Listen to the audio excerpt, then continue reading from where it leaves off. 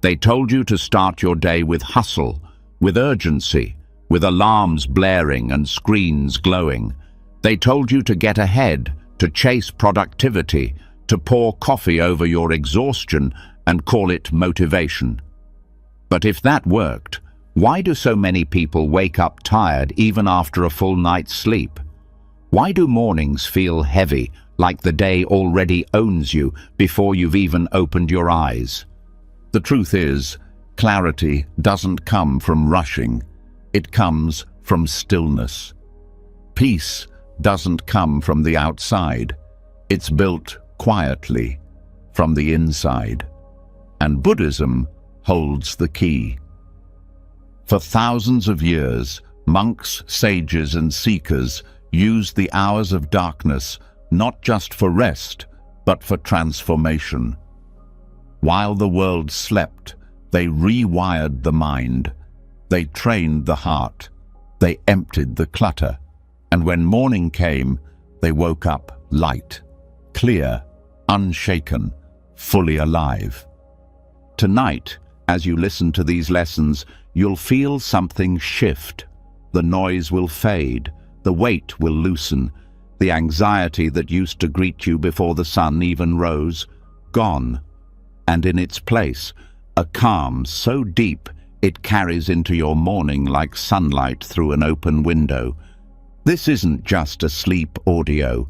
This is a new beginning for your thoughts, for your mornings, for the way you carry yourself through the world. Are you ready? Let's begin. Before the body even moves, before the eyes adjust to the dim light leaking through the curtains, something else is already awake. It doesn't wait for permission. It doesn't knock gently. It just starts, spinning, whispering, replaying. This is the part of the mind that doesn't sleep. And it's the first thing that greets most people in the morning. Not peace, not presence, but noise. And it's this exact moment, the first breath of awareness, that holds the power to either shape your day with clarity or trap it in confusion. You don't have to open your eyes to start feeling overwhelmed. For many, the battle begins while still lying in bed, a quiet tug of dread, a pulse of anxiety. That familiar inner voice that says something's wrong, something's missing, something needs to be fixed right now. But nothing has even happened yet. This is the trap, the invisible one. And the worst part is, it feels normal. So normal, most people never stop to question it. They just get up, rush into the day, and carry that mental fog with them like a heavy coat. Every conversation, every decision, every emotion gets filtered through that first unconscious download. But it doesn't have to be that way. Buddhism teaches that the mind is not what we think it is. It's not a fixed identity. It's a stream, constantly flowing, constantly reshaping itself based on conditions. And one of the most powerful moments in that stream is the transition from sleep to wakefulness. That thin slice of time where the body hasn't moved, but the mind is already active. That's the doorway. And most people stumble through it blindly, already reacting before they've even remembered who they are. This first mental chatter isn't neutral. It's loaded. It carries judgments, assumptions, comparisons, fears. It brings yesterday's worries, tomorrow's deadlines, and every insecurity in between. And because it happens before full awareness, it slips under the radar. It sets the tone without asking. But in Buddhist psychology, there's a word for this automatic process: sankhara, mental formations, residues of old thoughts, beliefs, habits. These formations don't disappear overnight. They travel with us, even into sleep. They plant seeds in the subconscious. And the moment we start waking up, those seeds sprout. So, when someone wakes up and immediately feels behind, even though the day hasn't started, that's not intuition. That's old mental conditioning resurfacing. When the first breath feels shallow and tight, it's not because the air is wrong, it's because the body is responding to thoughts it doesn't even fully understand yet. And that's why breath awareness isn't just a relaxation tool. It's a sword. It cuts through the noise before it takes over.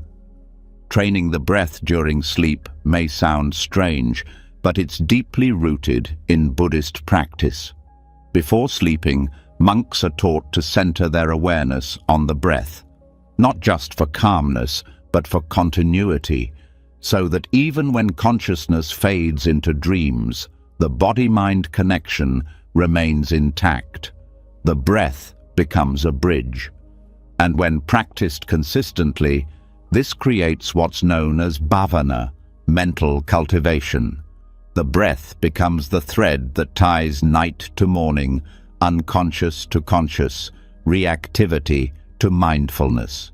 If the first thoughts in the morning are shaped by what was planted the night before, then pre-sleep practice becomes the foundation for morning clarity.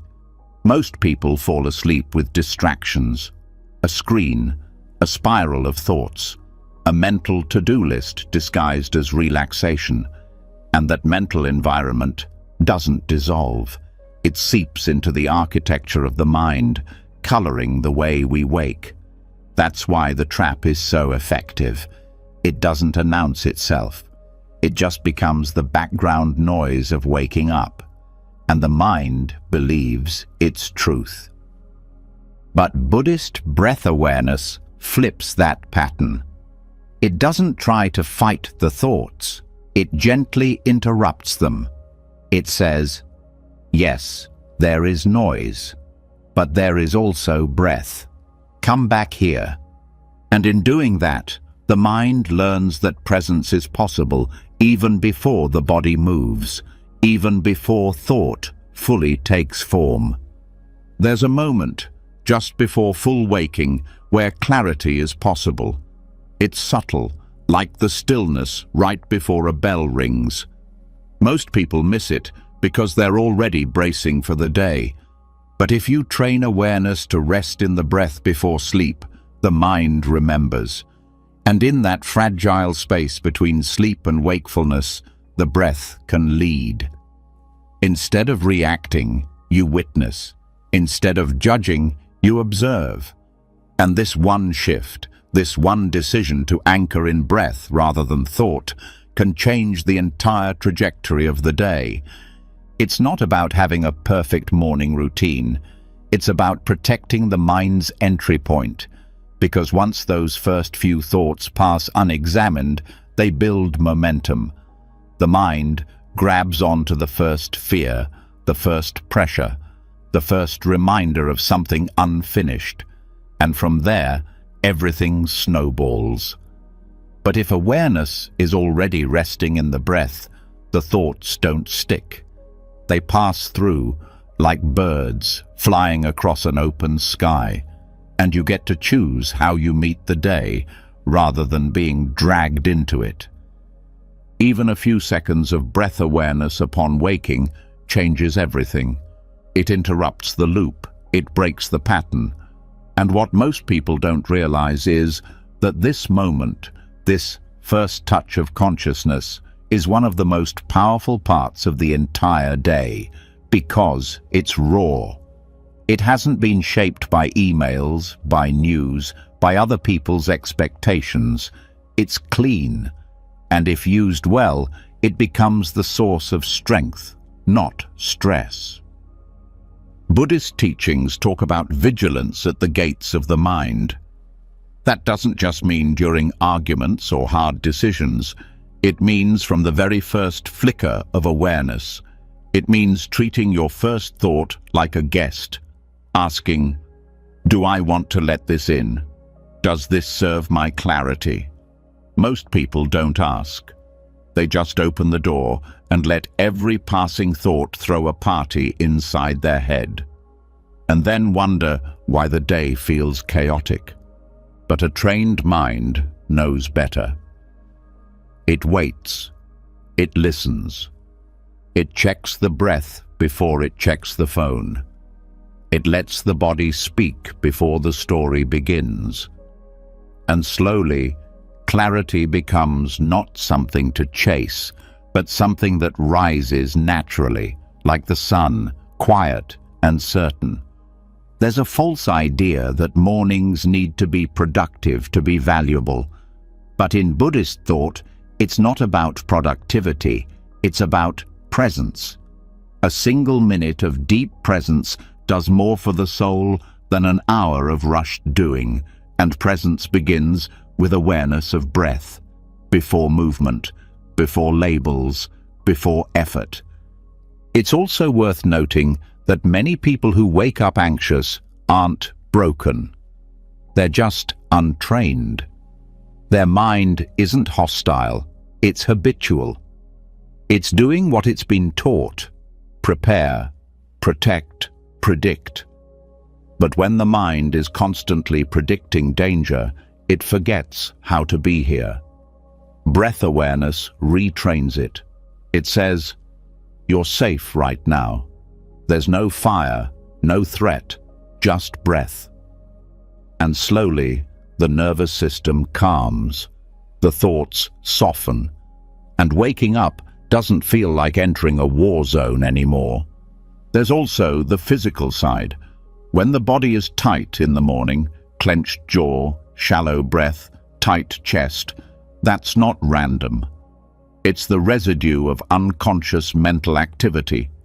But when the breath is trained to stay smooth during sleep, the body wakes up different. The chest expands naturally. The jaw relaxes. There's no immediate rush of adrenaline, just a quiet stability that holds space for whatever comes next. In this way, clarity isn't something added to the morning. It's what's left when the noise is removed. And the first thought trap, the idea that the first feelings are true, the first thoughts are you, that trap starts to crumble. Because breath becomes the reference point, not fear, not memory, not mental leftovers from a restless night. It's not about perfection.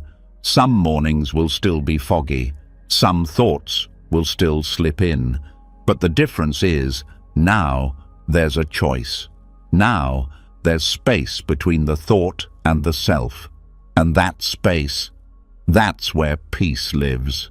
So what do you do with this? Start before you sleep. Breathe, not just to relax, but to lay the foundation. To tell the mind, this is where we begin tomorrow. Let the breath be the last thing you feel as sleep comes, and when morning breaks, let it be the first thing you return to, not as a chore, as a gift. Then watch what happens. Watch how the weight lifts. Watch how the fog clears. Watch how you start to trust your mornings again. This is how Buddhism rewires the start of the day. Not with effort, not with pressure, but with awareness. Breath by breath. From darkness into light. From thought trap to thought freedom. And it all begins before your eyes even open. That space between sleep and waking isn't just a moment, it's a mirror. And what shows up in that mirror each morning, peace or panic, ease or tension, isn't a mystery. It's the result of what came before.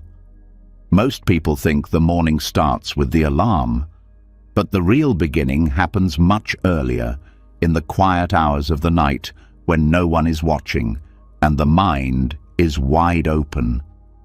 If the first thought in the morning can shape the entire day, then what prepares that thought begins in the dark. And that's where the work begins, not in reaction, but in ritual. not in the light of day, but in the silence of night. It's not what time someone goes to bed, it's how they enter sleep. That entrance is the difference between carrying stress through the next 8 hours or using those hours as deep psychological training. Buddhism doesn't treat sleep as dead time, it treats it as sacred ground. And how that ground is walked, mentally, emotionally, energetically, decides whether the next morning rises as a storm or as still water. Most people go to bed trying to escape the day, but Buddhist practice uses the night to deepen it, not through effort, through subtle attention. Before the body relaxes, the mind is already preparing for where it will rest. And the truth is, it doesn't always rest. Sometimes it loops, sometimes it wrestles, sometimes it carries conversations, fears, or to-do lists all the way into the dream world. That's because the subconscious isn't passive, it's listening, always. And the last few minutes before sleep are some of the most powerful programming windows in the entire human experience, not metaphorically, biologically. Neuroscientists now confirm what monks have known for centuries. The brain is most suggestible right before sleep. Whatever we think about, feel, dwell on, it gets amplified and stored, not just as memory, as emotional direction. So when someone ends the day with frustration, their nervous system learns to carry that. When sleep begins with anger or sadness or numb distraction, those feelings don't disappear, they embed. They become the emotional climate the subconscious steeps in for hours. And when the body wakes, that emotional energy carries over. It's why someone can sleep 8 hours and still feel heavy. The body rested, the mind didn't. Buddhism offers a different path, a deeper one. It doesn't try to control the sleep state, it prepares it, it meets it with intention. This is where nighttime mindfulness becomes more than a habit. It becomes a kind of wisdom, a way of placing the right seeds before the mind opens fully to absorb them, and the practice starts simply with awareness of breath. The same breath that clears the thought trap in the morning becomes the key that unlocks peaceful insight during the night. But this isn't just breath to fall asleep faster, it's breath to shape the inner world, to slow the thoughts without rejecting them, to soften the body without needing to escape anything. When breath becomes the final awareness before sleep, the mind begins to quiet naturally, not by force, but by redirection. The breath becomes the message. It says, "There is nothing to fix right now, there is only presence." And with repetition, the subconscious learns that safety doesn't come from solving, it comes from stillness. Many Buddhist traditions teach that the mind, when calm and clear before sleep, continues to cultivate that calmness even while dreaming. In certain schools of Tibetan Buddhism, this becomes a form of dream yoga, not lucid dreaming for entertainment, but awareness training through sleep itself. Even without formal dream practice, the principle remains. What you place in the heart of the night becomes the mood of the morning. Think of it this way. The mind doesn't shut off when the body sleeps. It reorganizes, it files, it restores, and it creates. But it creates based on what it's been fed.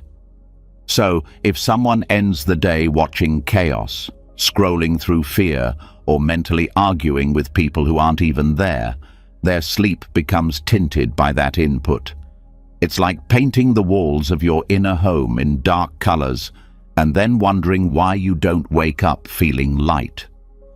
Buddhist nighttime practice offers another approach, ending the day with clarity. Instead of running from thoughts, you meet them gently. You don't judge, you don't grasp, you breathe, you watch, and most importantly, you release. The mind, when allowed to let go without pressure, naturally returns to equanimity, not because it's forced, but because that's its original state. Another part of Buddhist practice before sleep involves reflection. This isn't overthinking. It's subtle, ethical inventory, not guilt, not shame, just awareness. What was said today? What was thought? What was done that created peace? What was done that created suffering? The point isn't punishment, it's insight. It's about seeing clearly, because what goes unexamined gets repeated, and reflection before sleep lets the mind digest the day rather than carry it unfinished into the night. This reflection also plants something deeper: intention. In Buddhism, intention is everything. It's the energy behind every action, the motivation behind every thought, and it doesn't disappear during sleep. Setting intention before rest is like programming the GPS of the subconscious.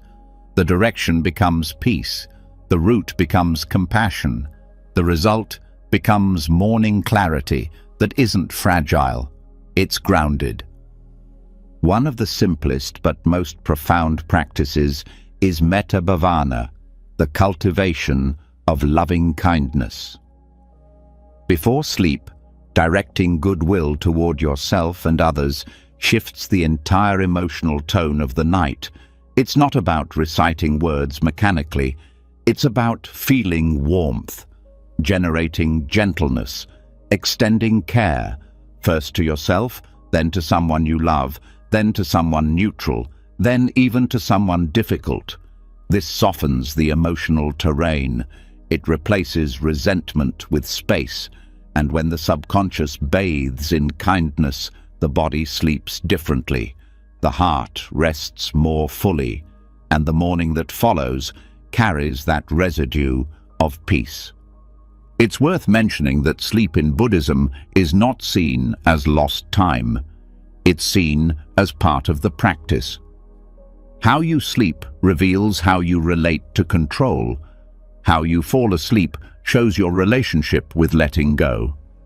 And how you wake up shows whether that letting go was real or just physical. If someone's body lies still, but their mind is still fighting, that's not rest. That's unconscious tension. And the deeper the tension, the more reactive the next day becomes. But by entering sleep with mindfulness, tension is noticed, not avoided.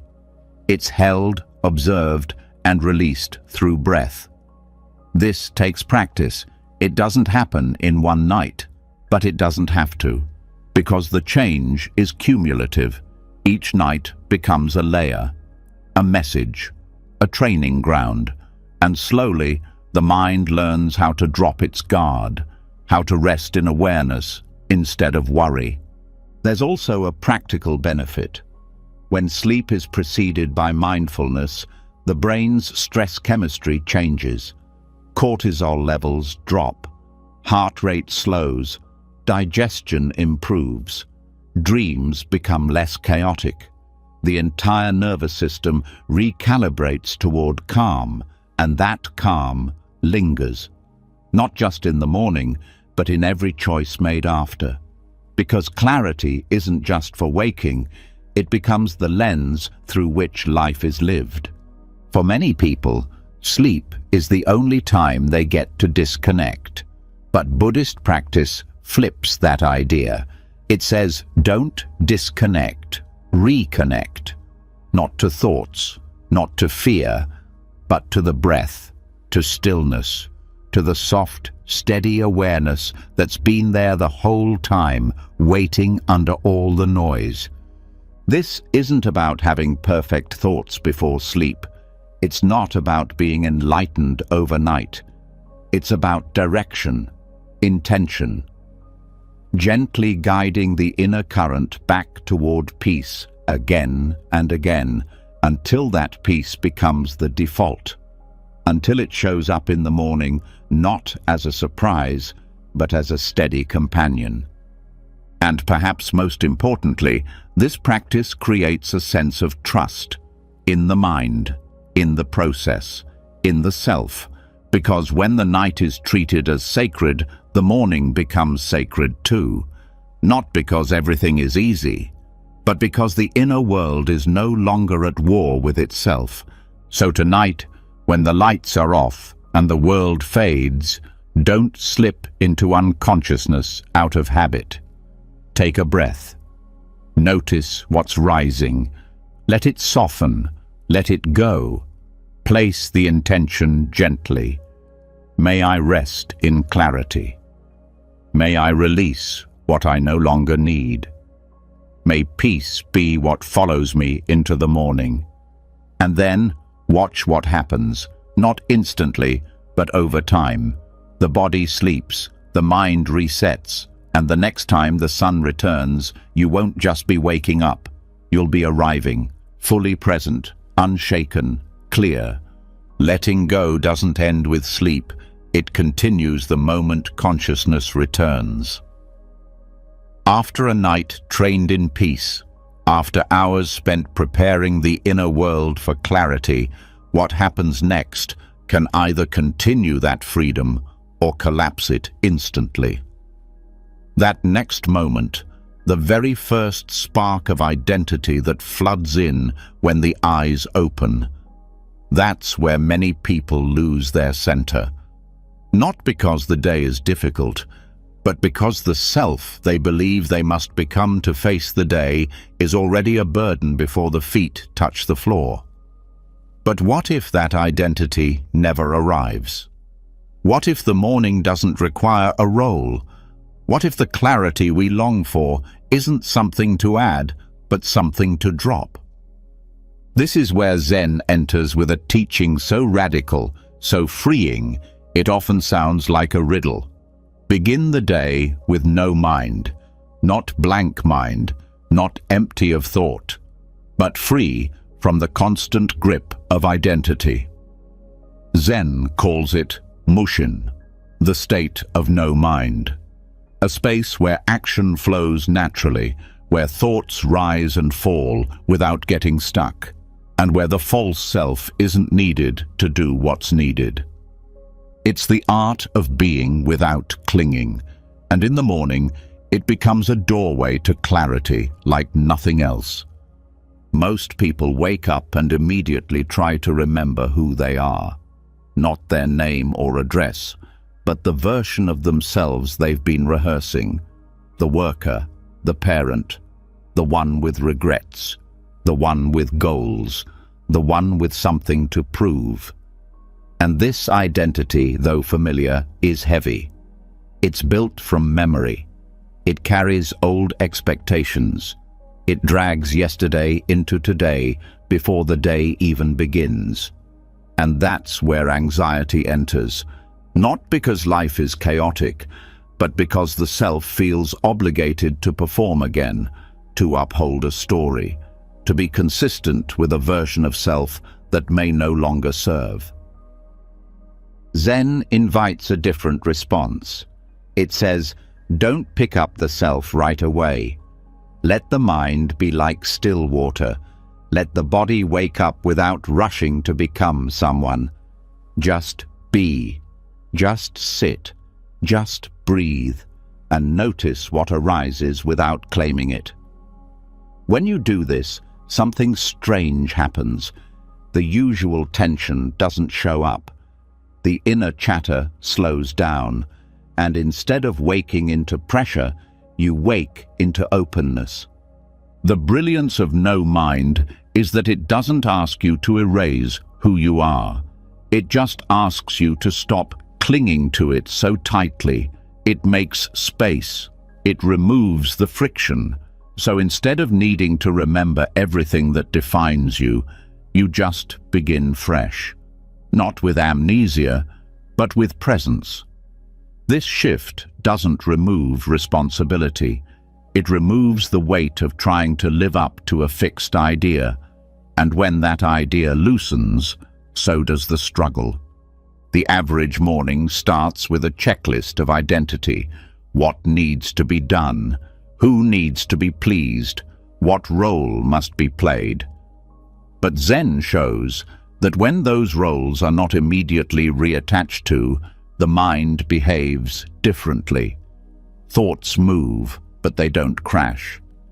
Emotions stir, but they don't take over. There's a space between awareness and reaction. That space is no mind. And in that space, clarity isn't something you find, it's something that reveals itself. There's a common misunderstanding that having no identity means being lost, but it's the opposite. The person who can drop identity in the morning is the person who knows they are more than it. They know the self is a tool, not a prison, that thoughts are useful but not the full picture, that emotions pass but don't define.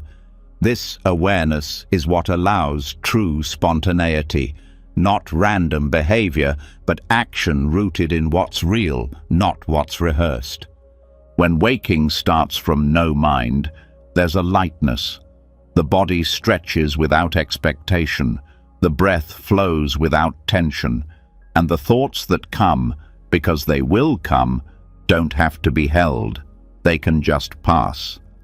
This is not laziness, it's a powerful discipline. It takes more strength to not become the story than to act it out. It takes more awareness to sit in silence than to repeat a mental script. Zen often uses the metaphor of clouds and sky. The sky is the true mind, open, boundless, clear. The clouds are the thoughts, the identities, the stories.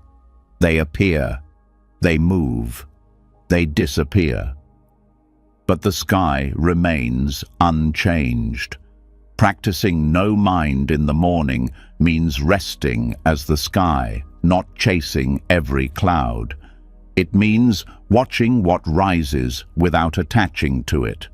And when you do, the mind doesn't just become calm, it becomes sharp, alert, responsive. One of the greatest benefits of this approach is how it changes decision-making.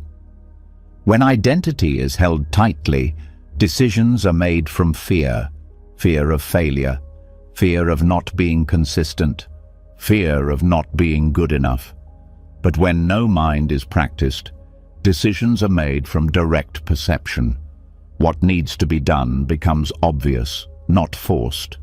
There's no internal committee of old voices debating worth. There's just seeing and acting. This clarity doesn't require hours of meditation each morning. It starts with just one moment of stillness, waking up, and instead of reaching for the phone or the schedule, reaching for the breath. Sitting upright, feeling the ground, noticing the impulse to become someone, and choosing not to, even for a few seconds. That small refusal breaks the pattern. It shows the mind that presence is possible, and from there, the rest of the day can flow differently. Zen also teaches through paradox. One of its most famous ideas is that when you let go of self, everything becomes effortless. This sounds strange at first, but anyone who has ever been deeply absorbed in something, painting, dancing, cooking, knows the feeling. There's no thought of me doing it. It just happens. That's no mind, flow without friction, and it can begin at the start of the day. In this state, even challenges feel lighter. Not because the situation changed, but because there's no extra story about what it means. There's no need to prove anything, just response, just action. This is where spontaneity becomes wisdom, where silence becomes clarity, and where the absence of identity becomes the source of strength. The reason this is hard for most people is because identity feels safe. It gives structure, but it also gives limitation. The moment someone says, "I'm this kind of person," the mind starts filtering reality to match that belief. And anything outside that story feels threatening.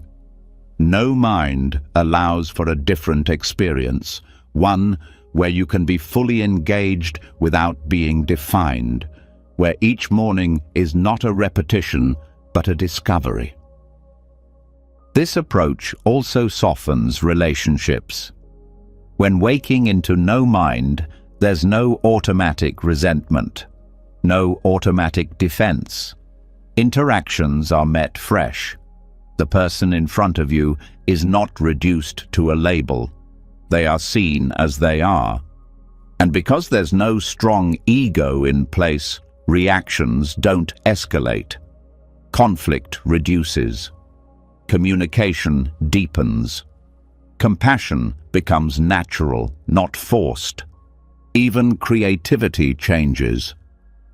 When the mind isn't busy defending an identity, it becomes open to new ideas, new solutions, new perspectives. Mornings that begin this way feel more alive. Not because there are more things to do, but because each moment feels less polluted by mental residue. This is where insight lives, not in effort, but in openness. There's also a deep freedom in not having to perform your identity every morning. No pressure to be the perfect version of yourself.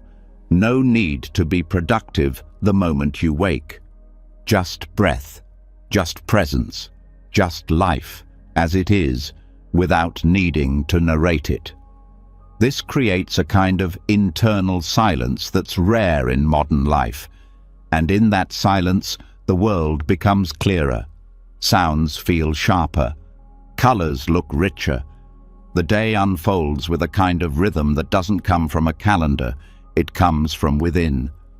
Over time, this becomes natural. The mind starts to prefer openness to control. The body relaxes into being. The old habits of rushing to be someone fade. And what's left is a life that feels less like survival and more like expression, not in grand gestures, but in simple awareness. Waking into no mind isn't about denying your history. It's about choosing not to carry it all at once. It's about letting today be today, not yesterday's echo and not tomorrow's projection. It's about trusting that you don't need to become something to be whole. That breath is enough. That silence is full. That presence is powerful. So when tomorrow comes, try it. Don't rush. Don't label. Don't explain. Just wake. Just breathe. And let the self arrive only if it needs to. Until then, rest in the clarity of no mind, because that space, the one without identity, isn't empty. It's where your clearest self already lives. Clarity doesn't last by accident. Even after a morning of stillness, no mind, and breath-based awareness, there's something else lingering just beneath the surface. Something invisible, yet shaping everything. The way the mind moves, the feelings that rise without warning, the reactions that don't match the moment.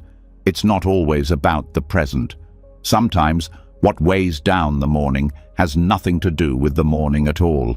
It's yesterday, still echoing in the background, still leaving traces, still planting seeds. And if left unseen, those seeds grow into patterns without ever asking for permission. This is what Buddhist teachings call karma, not punishment, not cosmic justice, but momentum. Mental, emotional, energetic momentum. The residue of intentions and actions that haven't yet settled. Most people think karma is something that comes later, something external, but its first signs show up internally, in the quiet tension in the chest, in the heaviness in thought, in the subtle way the face tightens when recalling a conversation. Karma travels, and one of the most overlooked places it shows up is in the morning, hidden inside the silence. The problem isn't that something happened yesterday. The problem is that it wasn't fully processed. The words said in frustration, the decision made out of fear, the small lie told to avoid discomfort. These moments leave subtle imprints. They don't shout, they linger. And when sleep arrives without awareness, those imprints aren't erased. They're carried forward, embedded in the nervous system. So when morning comes, it's not just a new day. It's a continuation of mental energy that hasn't been resolved. This is why some mornings feel heavier without explanation. Not because the body is tired, but because the heart is still carrying stories that weren't closed. And because these karmic impressions aren't loud, they're easy to miss. But they affect everything. The tone of thought, the emotional baseline, the openness to experience. Even the way someone holds their breath or avoids silence is shaped by what hasn't been let go. The act of letting go isn't just a spiritual idea, it's a neurological process. The brain is constantly rewiring based on what it feels is important. And when something from yesterday was emotionally charged but unexamined, the brain holds onto it, expecting it might need to be dealt with again. This creates a subtle state of alertness, even if the conscious mind has moved on. The heart hasn't. And that tension, that vigilance, becomes the background music of the next morning. Buddhism invites us to pause and look deeper, not with judgment, with curiosity. What is the mind still holding on to from yesterday? What emotion rose and wasn't honored? What truth was avoided? What resistance was felt but ignored? This reflection isn't about guilt, it's about freedom. Because karmic weight only grows when it's hidden. When it's seen, it begins to dissolve. Silent karma is also created by the things we think didn't matter. The sigh held in. The scroll through news that left unease. The small internal argument we replayed with someone who isn't even around. These micro moments add up, and the mind records them. Not because it's punishing us, because it's trying to complete the cycle. Unfinished mental loops beg to be closed, and if we don't close them with attention, they loop again the next day. This is why Buddhist practice emphasizes the end-of-day reflection, not as a ritual, but as a form of mental hygiene.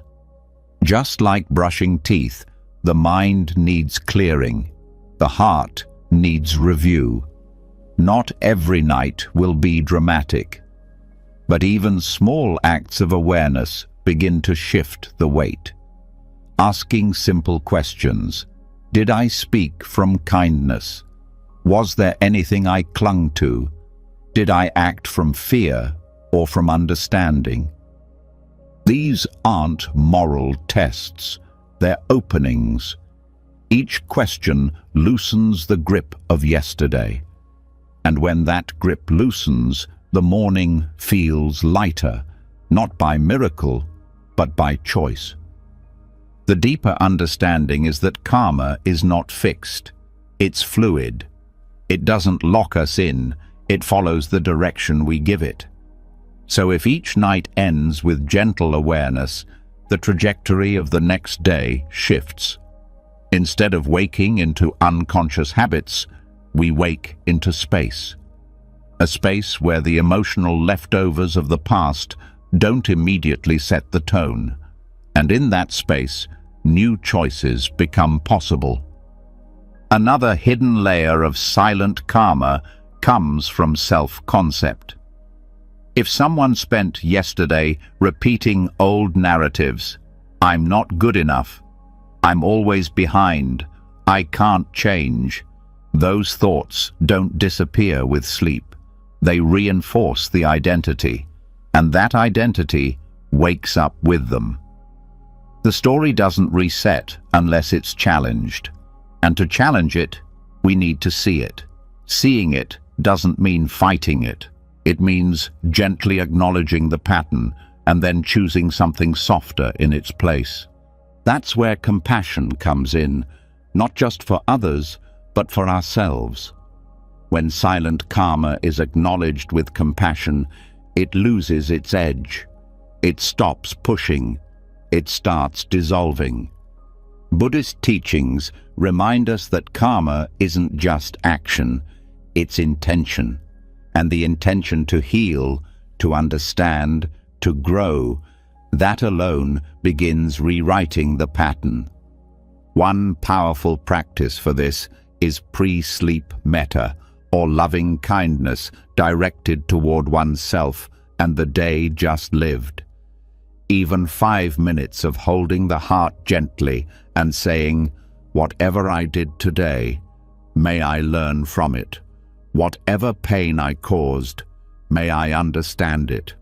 Whatever I avoided, may I face it with care tomorrow." This soft invocation signals to the subconscious, it's okay to let go.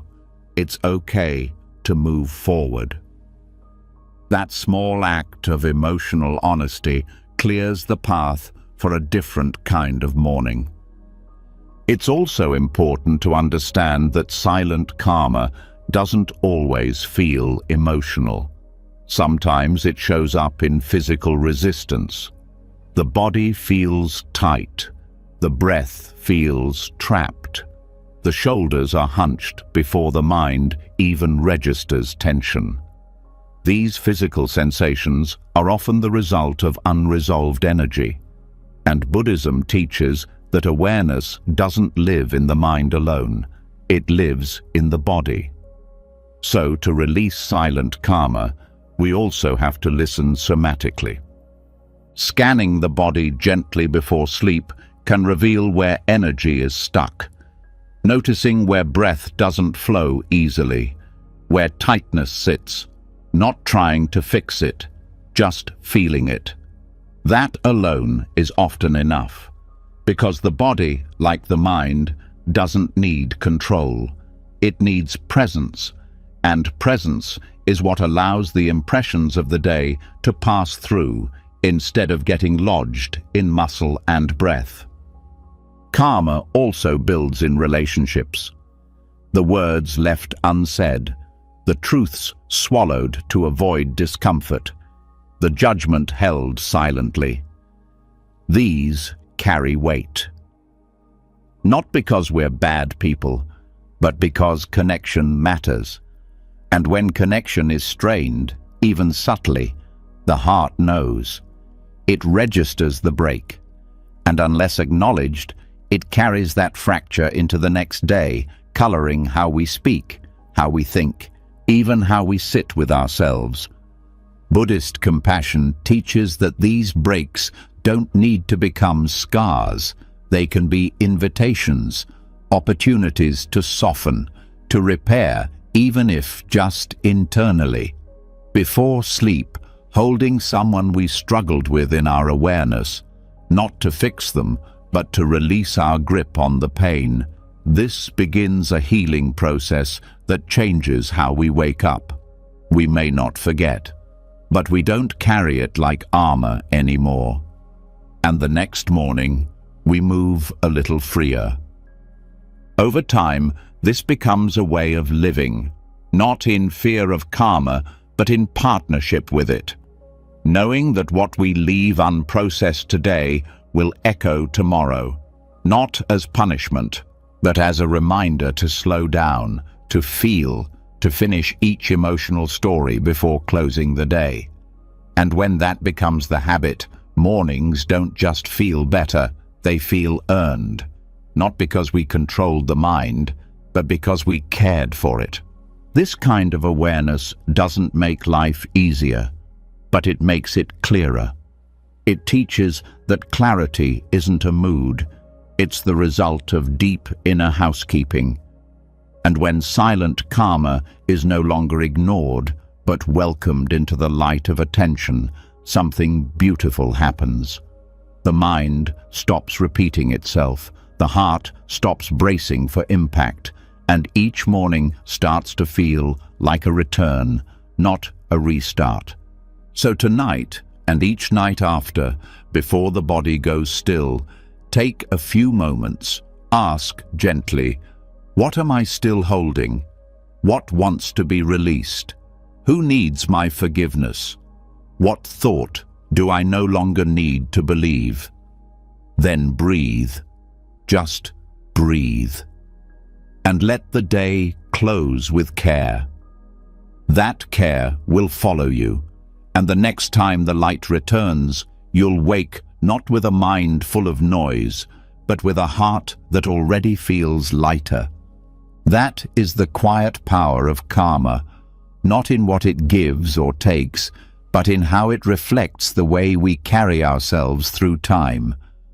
And when we meet it with presence, the future begins to change without force, just by being seen, just by being held, just by being gently let go. Even after the heart has released the weight of yesterday, even after the breath has softened the edges of the waking mind, clarity remains delicate.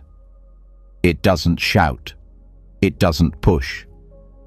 It arrives the way light arrives, quietly, slowly, across the surface of the world.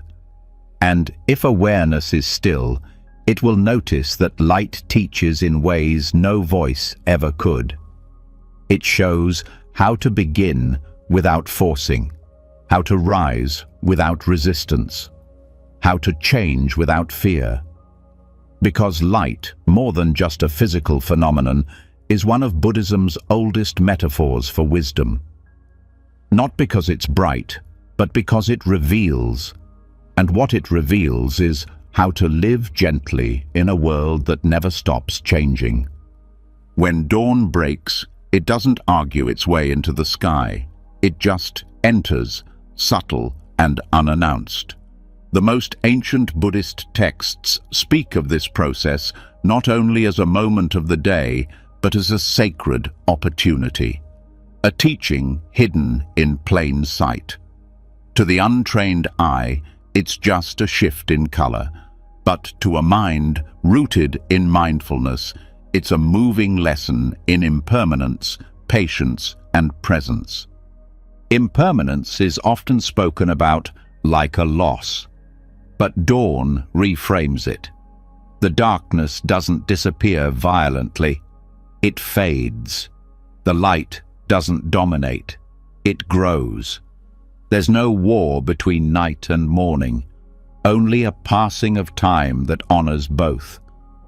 In that transition, there's a profound reminder. Nothing stays, but nothing is lost. Everything moves forward, not through control, but through rhythm.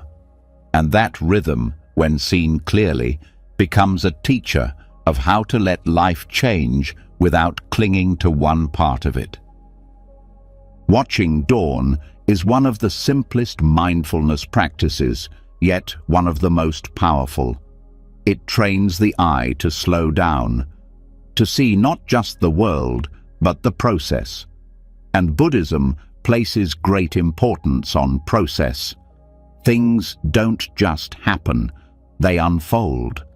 And when the mind is trained to witness unfolding without grasping, peace begins to settle in a deeper layer of awareness. Because it's no longer about what's happening, it's about how we meet what's happening. This is where interdependence begins to show itself. The light does not exist on its own.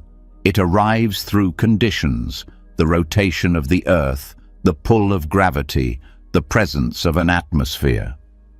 Without all these conditions, there is no dawn. And in the same way, our mornings are not born from one source. They come through the conditions we create, the thoughts we plant, the karmic weight we carry or release. Every moment of clarity is supported by countless small, often invisible, causes. Buddhism reminds us that nothing exists independently, and dawn shows us this directly. The light is not separate from the earth. The color of the sky is not separate from the dust in the air.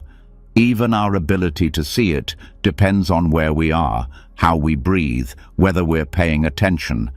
When this is understood, the illusion of isolation begins to dissolve.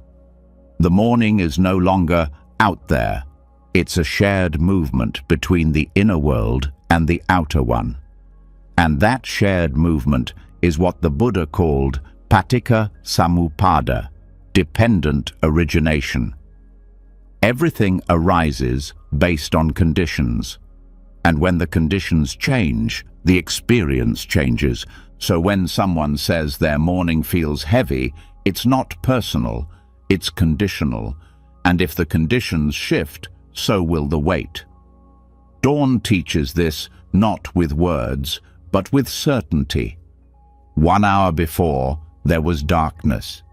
Now there is light. Not because the sun demanded it, but because the conditions aligned. And this is true in the mind as well.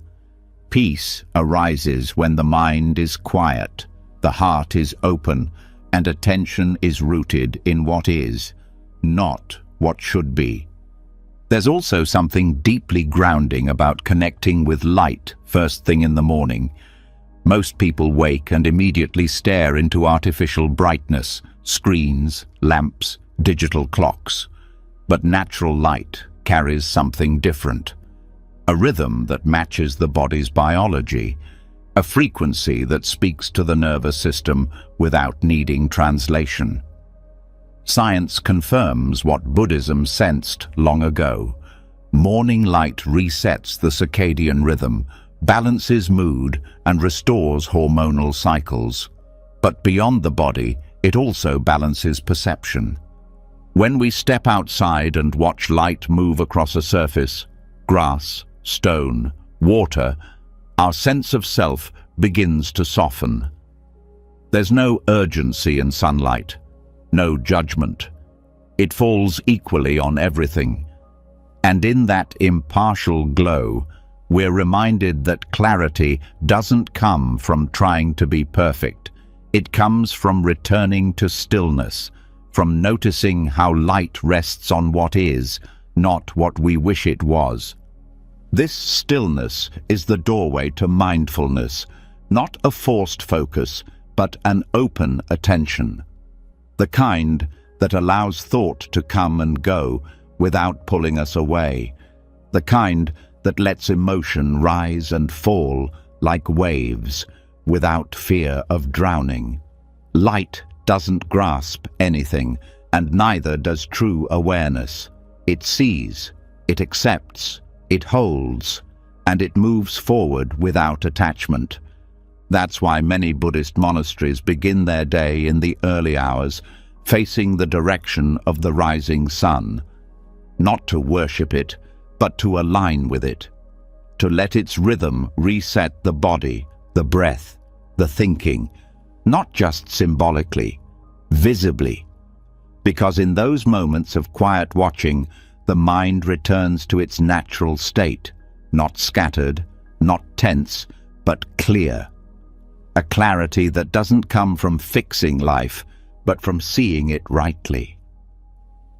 It's also important to understand that observing light doesn't require a perfect sunrise. Even a dim grey shift from night to morning carries the same lesson. That lesson is in the change itself. The willingness to see what is emerging, even if it's subtle, even if it's cloudy, even if it's incomplete. That's how inner clarity works too. It's not always dramatic, it's not always beautiful, but it's always moving, always possible, always inviting you back into presence. One of the deepest teachings in Buddhist practice is non-resistance. And dawn models that perfectly. It doesn't fight for space. It simply arrives, and the world adjusts. In the same way, when the mind stops resisting what is, when it stops trying to shape every moment into a preference, it begins to rest. And from that rest, new insight comes, not as thought, as knowing. This knowing doesn't speak loudly, it doesn't debate. It feels like the warmth on skin after a cold night, subtle, steady, unmistakable.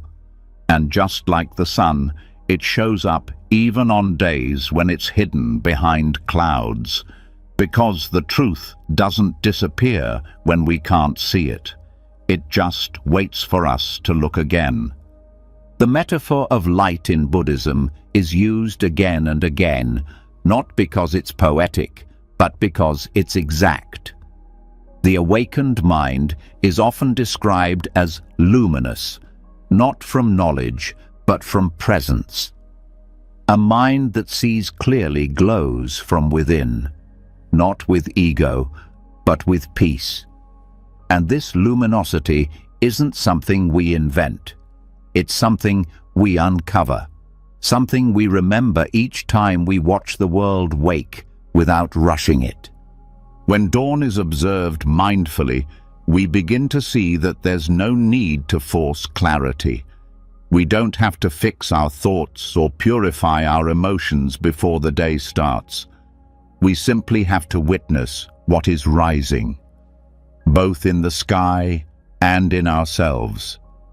And in that witnessing, something loosens. The pressure fades. The breath returns. The day begins not with a push, but with an invitation. This practice, simple, silent, and profound, reshapes everything. The way we get out of bed, the way we speak to others, the way we respond to setbacks. Not because we've become better people overnight, but because we've remembered the nature of things, that all arises, all passes, and that in between there is a peace untouched by change, a light that doesn't depend on outcome.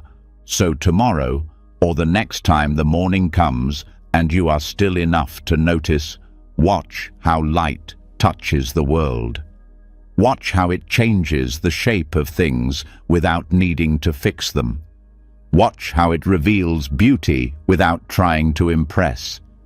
Let that be your guide, not a motivational push, a soft return, to breathe, to awareness, to the place where nothing needs to be added, only seen, only held, only allowed to rise. And in doing that, you'll find the kind of clarity that doesn't disappear by noon. The kind that lingers quietly beneath everything you do. Because once you've seen the Dharma of dawn, it never leaves you. It just keeps teaching. Every time the world begins again, light enters gently without needing to grasp anything. It changes the world not by force, but by presence. And when the mind begins to mirror that same quality, when it can let the morning unfold without pulling, without resisting, without tightening its grip around thought, something rare begins to form, clarity without craving. But that moment doesn't last by itself, because right beneath the quiet beauty of dawn, something else begins to stir, a pulse, a need, a reaching. It happens fast, so fast it feels like part of waking itself. The body breathes, the eyes blink, and before any real thought has formed, a desire slips in unnoticed. Not for anything specific, just a soft sense that something is missing, that something needs to be added, that this moment, as it is, isn't quite enough. That's the first entrance of craving, and it doesn't need language to appear. It arrives as an impulse, an emotional lean towards something. Sometimes it looks like hunger, sometimes like restlessness. Sometimes it hides as planning or comparison or scrolling, but the root is the same, a quiet rejection of the present moment, a subtle message in the body that says, "This isn't complete yet. I need something more before I can relax." In Buddhist psychology, this process has a name, tanha, often translated as thirst. It's the root of suffering, not because wanting is evil, but because this wanting never stops. It renews itself automatically with each return to consciousness. The moment the self is remembered, desire tags along, and this is not a flaw in the person. It's a feature of the mind when untrained. Waking becomes fused with wishing, not deliberately, habitually. What makes this craving so deceptive is that it feels normal, natural. It doesn't arrive with fanfare. It slides in, dressed as motivation, as curiosity, even as love. But what it truly is absence, a pulling towards something believed to be missing. And, if left unnoticed, it guides the first thoughts of the day, sets the emotional temperature, and begins the cycle of reaching before anything has even been received. This craving can latch onto anything: a task, a person, a cup of coffee, a plan. It doesn't care what it grabs as long as it's moving, because craving doesn't need satisfaction. It needs momentum. That's why, even after one desire is fulfilled, another arises right behind it. It's not the object, it's the process, the movement away from stillness toward stimulation. And this is why waking with craving feels exhausting, even when nothing has gone wrong. Because the body hasn't moved yet, but the mind is already running, already chasing, already measuring the gap between what is and what should be. And in that space, peace dissolves. Buddhist teachings don't ask us to hate desire. They ask us to see it clearly, to meet it not as an enemy, but as a process, a habit that can be loosened through awareness. And the loosening starts not in the morning, but at night before sleep.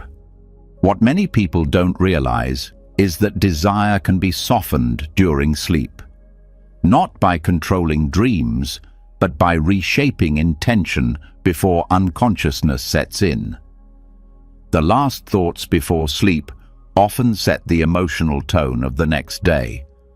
If the mind is steeped in longing, regret, comparison, it will carry those seeds into sleep, and they will bloom silently, waiting to unfold at the first crack of consciousness.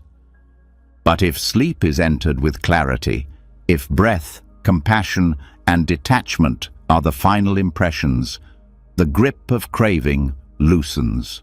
Not entirely, but noticeably. The mind wakes up less hungry, less frantic, more spacious. There's still movement, but it's not compulsive. It flows from presence, not pressure. Training this is subtle. It's not about force. It's about remembering that the craving impulse, while automatic, is not mandatory. It can be seen, it can be paused, it can be met with stillness. When waking up and the first sense of wanting appears, pause. Don't answer it, just watch. Let it be there. Feel how it moves in the body. Does it rise in the chest, the belly, the throat? Where does it go when ignored? Where does it go when named? That simple practice of observing instead of obeying breaks the cycle. It doesn't eliminate desire. It transforms the relationship. The mind no longer sees it as a command. It sees it as weather, passing through, not permanent. This shift is more than just philosophical. It has real impact on how the day unfolds. When desire leads, the mind is scattered. It flips between tasks, conversations, emotions, always looking for something more. But when awareness leads, the mind is collected. Each moment becomes enough. Each action is complete as it is, not because it achieves something, but because it was met fully. This is what detachment means, not withdrawal, but non-dependence. The ability to move towards something without needing it to complete us. The ability to enjoy without gripping, to let go without losing. Detachment during sleep works by dissolving the conditions that normally amplify craving. When the mind is softened by compassion, the heart becomes less desperate. When the breath is long and slow, the nervous system doesn't brace. And when sleep is entered with gratitude rather than frustration, the subconscious feels safe. And safety is what reduces craving. Because craving often masks fear, the fear of lack, of disconnection, of being unseen. But when the night ends in presence, the morning begins in sufficiency, and that sufficiency becomes the ground for everything else. One way to practice this is by shifting the inner question. Most people wake up asking, "What do I need to do?" or "What do I need to fix?" But a mind trained in Buddhist awareness asks, "What is already whole right now?" That question doesn't stop productivity. It refines it. It removes the pressure to chase worth through action. And in that removal, energy is freed. Joy reappears. The day begins not with demand, but with discovery. Another layer to this is noticing how desire often disguises itself as identity. I want this because I'm this kind of person. But the truth is, identity often grows around repeated cravings. It's not always who we are. It's what we've chased long enough to believe is necessary. And that belief builds walls around presence. But when desire is seen for what it is, a wave, not a truth, those walls begin to soften. And behind them, something more real begins to shine through. Something that doesn't need to want in order to be. This practice is also gentle. It doesn't punish desire. It doesn't shame the impulse to reach. It holds it. It honors it. And then it asks, "Do I need this to be okay?" And when the answer is no, even once, that's a breakthrough. Because that no comes from wisdom, the part of us that already knows. Peace doesn't require addition. It only asks for presence. One of the core teachings of the Buddha is that craving leads to suffering. But the reverse is also true. Awareness leads to freedom. And that awareness can begin before full thought, before full wakefulness, even in the earliest stirring of the mind. When we meet that first desire with stillness, we shift the whole trajectory of the day. Waking without wishing doesn't mean nothing gets done. It means what gets done is rooted in enoughness, not in desperation. It means meals are eaten with presence, not rush. Conversations are felt, not managed. Silence is welcomed, not filled. And action flows not from craving relief, but from offering clarity. Each morning is a chance to practice this, not once, but with each breath. Each new thought is an opportunity to either react or return, and each return builds strength. A kind of strength that looks like softness. A kind of clarity that doesn't blink when faced with noise. A kind of peace that no longer depends on getting something first. And that peace is what stays. Long after the caffeine wears off, long after the to-do list is done, long after the sun goes down again, it stays because it wasn't built on wanting. It was built on seeing. And what's seen clearly no longer controls us. It simply passes. So tomorrow, when the eyes open, notice what rises first. The breath, the body, the impulse to want. And then wait. Don't reach for anything. Just watch. Let the world enter you gently, not through hunger, but through quiet. That quiet is your teacher. That pause is your freedom. And that is how a single morning becomes a doorway to everything you've been trying to find. Desire softens when awareness returns. The restless pull weakens when presence meets it early, before thought takes control. But there's another layer still at work, hidden beneath the cravings and impulses, the residue of the day, scattered across the mind like fine dust. It doesn't push, it doesn't pull, it just lingers. And when left unnoticed, this subtle layer shapes everything: mood, clarity, decision-making, even how well the heart opens to the next moment. This is not noise in the way we usually understand it. It's quieter than that. It's the leftover energy of unprocessed thoughts, unresolved feelings, unsaid words. It's what seeps into the mental atmosphere when the day ends and the lights go out. And while the body sleeps, the mind continues to hold on to these fragments like shadows that haven't settled. This is mental dust. It collects whether we realize it or not. It builds from small things, a conversation we replay without closure, a regret that flashes briefly and disappears, a moment of shame that wasn't acknowledged. It's the way thoughts don't always finish their cycle and instead drift through the mind, half formed, half felt. And just like physical dust in a room, we don't always see it until the light hits it. But it's there, sitting, accumulating, weighing down the space of thought without making a sound. Buddhism doesn't ignore this. It meets it directly with ancient tools that weren't made for superstition. They were made for clarity. Visualization and mantra are two of those tools.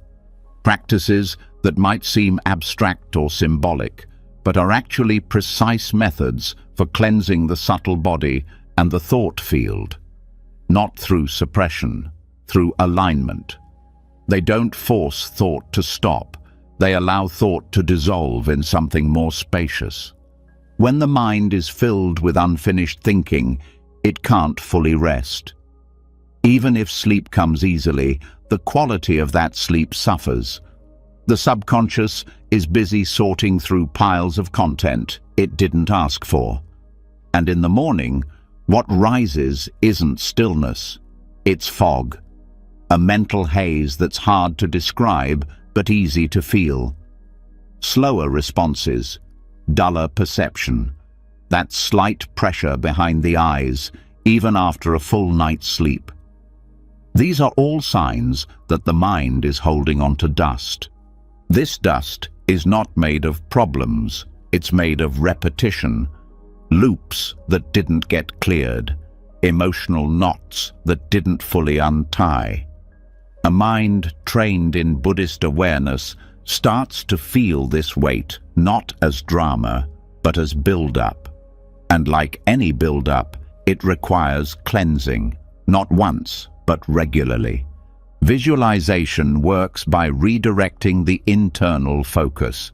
The mind is always creating images, usually without realizing it. Every thought has an impression. Every memory leaves a shape. Visualization makes that process conscious. It gives the mind something deliberate to hold, so that scattered energies can begin to gather and dissolve. One common Buddhist visualization is the lotus, a symbol of purity rising from muddy waters. When visualized during sleep preparation, the lotus becomes a container for everything heavy, the regrets, the unfinished sentences, the restlessness. Each exhale becomes a release into the petals, and the image itself becomes a message to the mind. This is where you let go.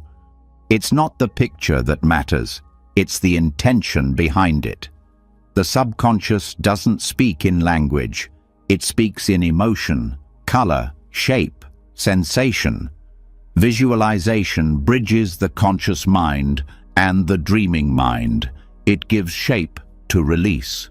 So instead of thoughts floating chaotically into the sleep cycle, they are gently set down, placed somewhere, acknowledged, and freed. Mantra works similarly, but through sound.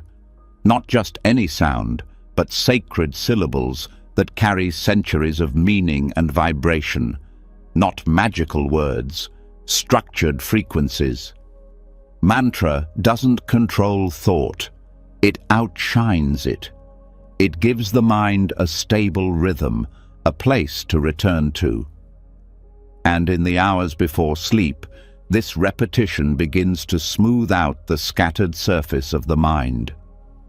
A mantra like Om Mani Padme Hum isn't meant to be translated word for word.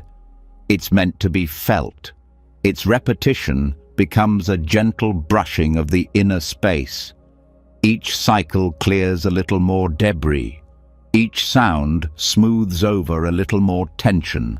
And when practiced consistently, mantra becomes not just a sound, but a mental environment. A field where dust cannot settle easily because the surface is already awake. These practices are not replacements for thinking. They are ways to rest the thinking mind. They are reminders that not every thought needs to be finished. Not every feeling needs to be understood right away.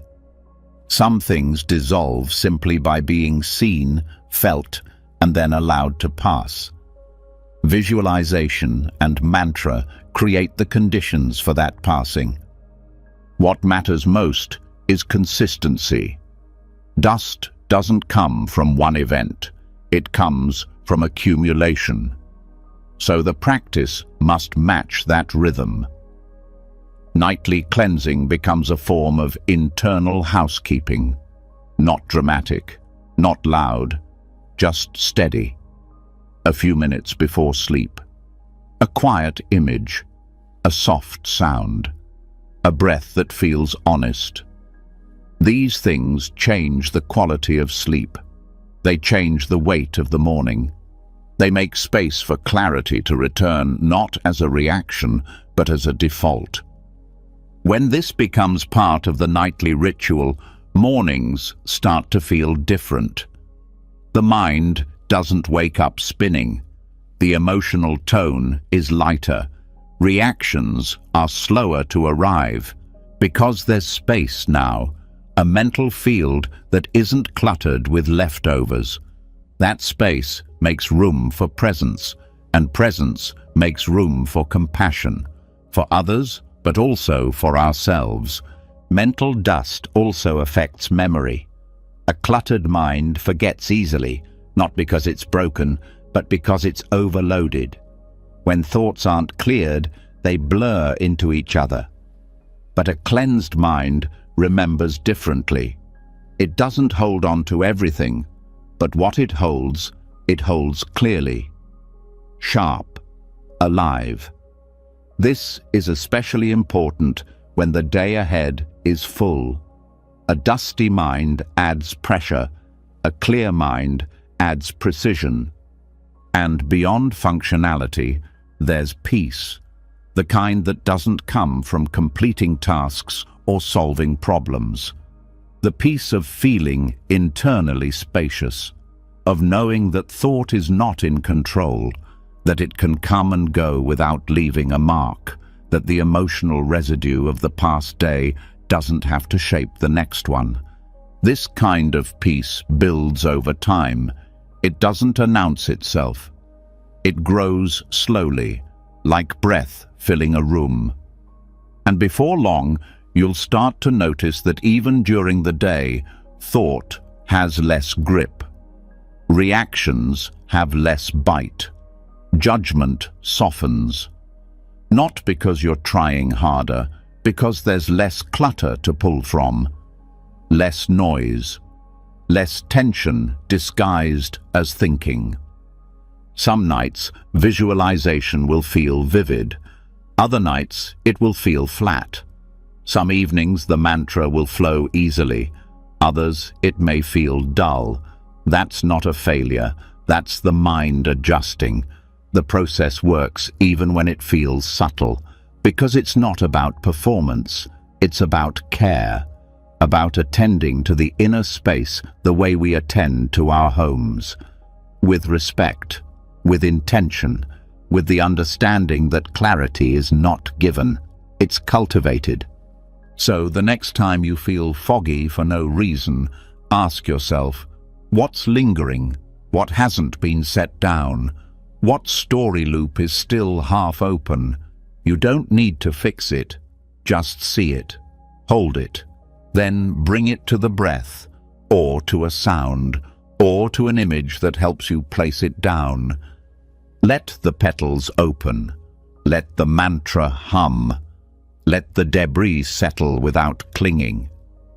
And when you wake, you may find that nothing dramatic has changed, yet everything feels lighter.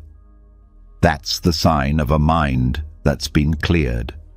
A mind that remembers itself before thought. A mind that's ready not to react, but to begin again, fully, gently, and without dust. When the mental dust has been swept, when the fragments of thought no longer clutter the path between sleep and wakefulness, what remains is a deeper silence, a stillness that feels clean.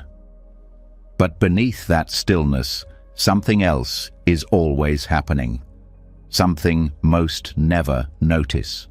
Because while the surface of the mind rests, the subconscious never sleeps. It works in patterns. It follows instructions. It repeats. This quiet background activity, the hidden rituals of the subconscious, shapes not only how the mind sleeps, but how it wakes, reacts, and forms the entire emotional landscape of the day. These rituals are not conscious choices. They are silent programs born from repetition, shaped by experience, and left unexamined. But Buddhism doesn't ignore this machinery. It studies it carefully, especially through the lens of Abhidharma psychology.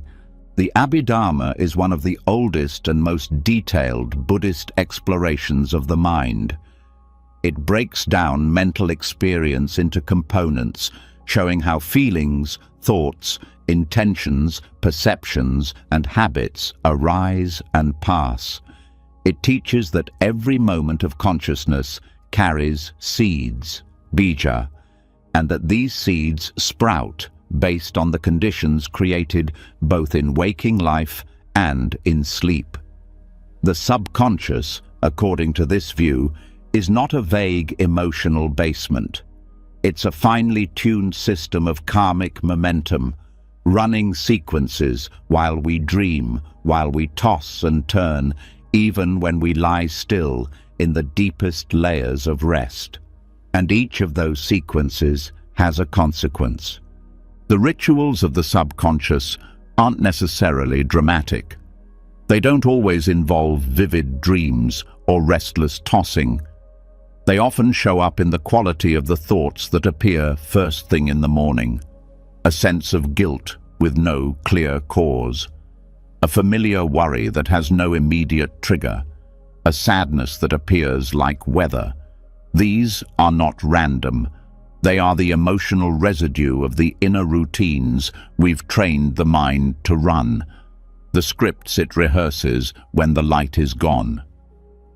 Abhidharma teaches that the mind moves even in sleep through cycles, moments of awareness, moments of intention, moments of sensation, even if those moments aren't consciously experienced. And each one is an opportunity. Either the subconscious continues cycling through old reactive loops, or it begins to rewire itself through the ethical and emotional intentions planted before sleep. This isn't about forcing thoughts. It's about shifting the trajectory of the inner flow by adding new patterns rooted in clarity, compassion, and non-grasping. Most people don't realize how structured the subconscious is, but every time we fall asleep in fear, the mind learns to carry that fear silently. When we end the day obsessing, judging, or bracing for disappointment, those emotions become part of the nightly loop. The subconscious doesn't judge. It simply repeats what's been fed. It runs what's been rehearsed. And if we're not deliberate, we fall asleep rehearsing confusion, then wake up inside it. But this can change. The subconscious can be guided, not by control, but by planting ethical seeds. In Buddhism, ethical doesn't just mean moral, it means aligned with clarity and well-being. It means thoughts, intentions, and reflections that are based in reality, not delusion. When the mind is gently led into rest with these kinds of inputs, the subconscious picks up the rhythm. It builds new rituals. One of the most direct ways to do this is through mental recollection. Abhidharma identifies several powerful forms of recollection. Recollection of the Buddha, of Dharma, of Sangha, of generosity, and of morality. These are not just devotional practices. They are precise tools for mental purification. Reflecting on these principles before sleep shapes the quality of mental processes during the unconscious hours. It gives the mind material that is stable, clear, and uplifting. For example, ending the day with a quiet reflection on compassion, perhaps recalling a moment of patience, or even wishing well to someone who caused harm, tells the subconscious, this is what matters. And the subconscious, in its quiet, tireless way, responds. It weaves that into its cycle. It begins to favor that pattern over the older one of resentment or fear. It doesn't happen all at once, but over time, this becomes the default inner ritual. Another layer to this process is the role of intention. In Buddhism, intention, cetana, is the seed from which karma grows. And setting intention just before sleep is one of the most powerful ways to steer the subconscious. Not goals, not demands, but simple, honest inner statements. May I wake with clarity. May my sleep be free from harm. May I rest in kindness. These thoughts are more than affirmations. They're directional. They give shape to the hidden currents of the mind, and the more they're repeated, the more they become the script that plays when we're not looking. Dreams also reflect this process, not always literally, but symbolically. A mind full of unresolved conflict will often produce dreams with tension, avoidance, confusion. A mind that has been softened by mindful attention and ethical reflection may still dream vividly, but the tone shifts. There's less resistance, more spaciousness.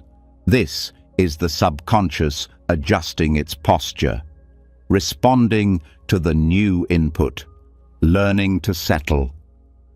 Visualization can support this shift as well. In some traditions, the image of a clear sky or a gently burning lamp is used to symbolize the awakened mind. Holding such an image before sleep becomes a message. This is the space I return to. And while the mind may wander during the night, the imprint of that image lingers. The subconscious carries it, and it returns, subtly in the form of increased awareness, calmer moods, and less reactivity in the morning. All of this points to one truth. The subconscious is not the enemy. It's not a chaotic trap. It's a mirror. It reflects what it's given. And when it's given mindfulness, compassion, and clarity, it responds, not instantly, but steadily. And the rituals it runs during sleep begin to shift from repetition to renewal, from fear to rest, from craving to contentment. This doesn't mean the mind will never slip. Some nights will still be restless. Some mornings will still feel heavy. But the overall direction changes. The baseline lifts. The default becomes less noisy. And most importantly, there's a growing sense of partnership with the inner world. A feeling that sleep is not a place of unconsciousness, but a place of gentle training.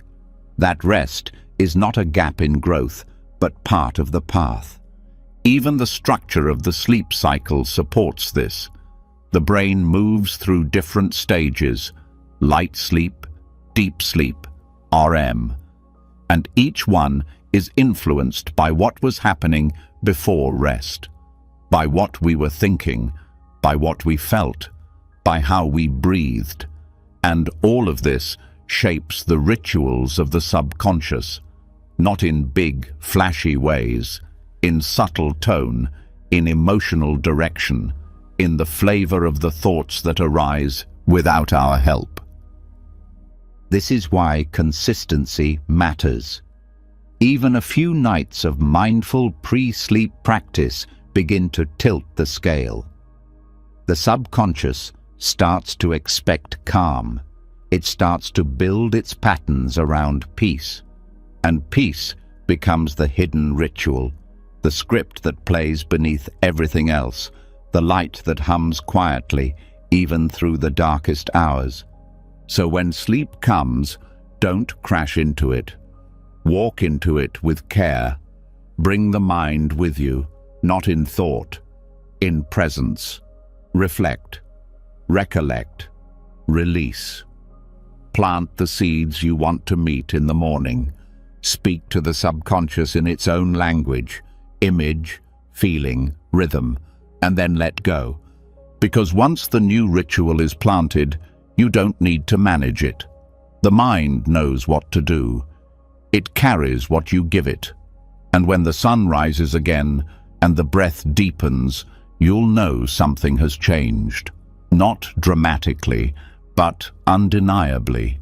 The inner ritual has shifted, and the day begins not from noise, but from quiet. Not from craving, but from clarity. Not from forgetting, but from remembering what you've been training for all along. When subconscious rituals are tended to with care, when intention becomes a nightly companion and ethical seeds are gently planted before rest, the mind begins to stabilize. It doesn't wander into chaos so easily. It no longer clings to old loops. But even with this inner discipline, something softer and harder to grasp still arises each morning. A tone, a flavor, a certain emotional atmosphere that isn't tied to a single thought, yet still influences every choice. This is the mind's weather, an unseen climate forming long before the alarm goes off. Not sudden, not random, but shaped slowly through sleep, through thoughts that drift like wind across a quiet field, through feelings that condense like morning dew. And how we meet that weather matters. The mental atmosphere someone wakes into is often treated like coincidence. But Buddhism teaches that nothing of the mind appears without cause. There are always conditions, always precursors, and the emotional tone of the morning is no exception. Just like the sky changes based on humidity, temperature, and pressure, the mind changes based on karmic residue, unexamined thoughts, and the energy of the previous day. When these mix, they create mood before cognition, feeling before meaning, a state before a story. This state affects everything: the speed of thought, the softness of attention, the way others are seen. A clear mind doesn't just think better, it receives life differently. And that reception is deeply influenced by the atmosphere set while the body sleeps. When the inner conditions are calm, the mental weather is light. There's more space between thought and reaction. But when the conditions are tense, carried from unresolved emotion or ignored mental noise, the morning fogs quickly. Nothing feels quite right. There's a weight that doesn't belong to anything specific, just a heaviness, and that heaviness becomes the lens. Buddhist practice doesn't try to deny this, it works with it. It prepares the internal forecast. It teaches how to shape conditions so the mind is more likely to greet the morning in balance. And it starts by seeing that mental weather is not personality. It's not permanent. It's not who you are. It's passing. Like clouds, it's not to be fought. It's to be witnessed. The Buddha described the mind in many ways, but one of the most elegant was as a field. What's planted grows. What's neglected withers. What's disturbed reflects distortion. And sleep is the time when that field resets. Not because activity stops, but because the mind shifts into a more receptive mode. It stops reacting to external input and begins processing what's already inside. It sorts, filters, imagines. All of this, even unconsciously, sets the mood of the next day. The clearer the process is during sleep, the lighter the atmosphere upon waking. One of the most overlooked causes of mental weather is how emotion is stored. Not just dramatic emotion, but subtle feelings that were ignored. Small disappointments, quiet stress, background tension. These don't vanish just because the day ends. They settle into the subconscious. And during sleep, the mind tries to organize them. If there's too much of this emotional debris, the result is emotional overcast. A dull, tired tone that colors everything, even on days that are peaceful on the outside. This is why emotional honesty before sleep is vital. Not dramatic expression, just real, quiet recognition. This is how I felt today. This is what I avoided. This is what I wish I handled differently. These soft acknowledgements help the mind sort and soften. When emotion is met with presence, it passes. When it's ignored, it builds, and what builds eventually leaks into mood first thing in the morning. The practices of mindfulness, metta, and reflection are not just calming, they're cleansing. When done consistently before sleep, they help reduce emotional humidity in the mind. The breath becomes the wind that clears the sky. The loving kindness becomes warmth that evaporates residue. The reflection becomes a balancing pressure system.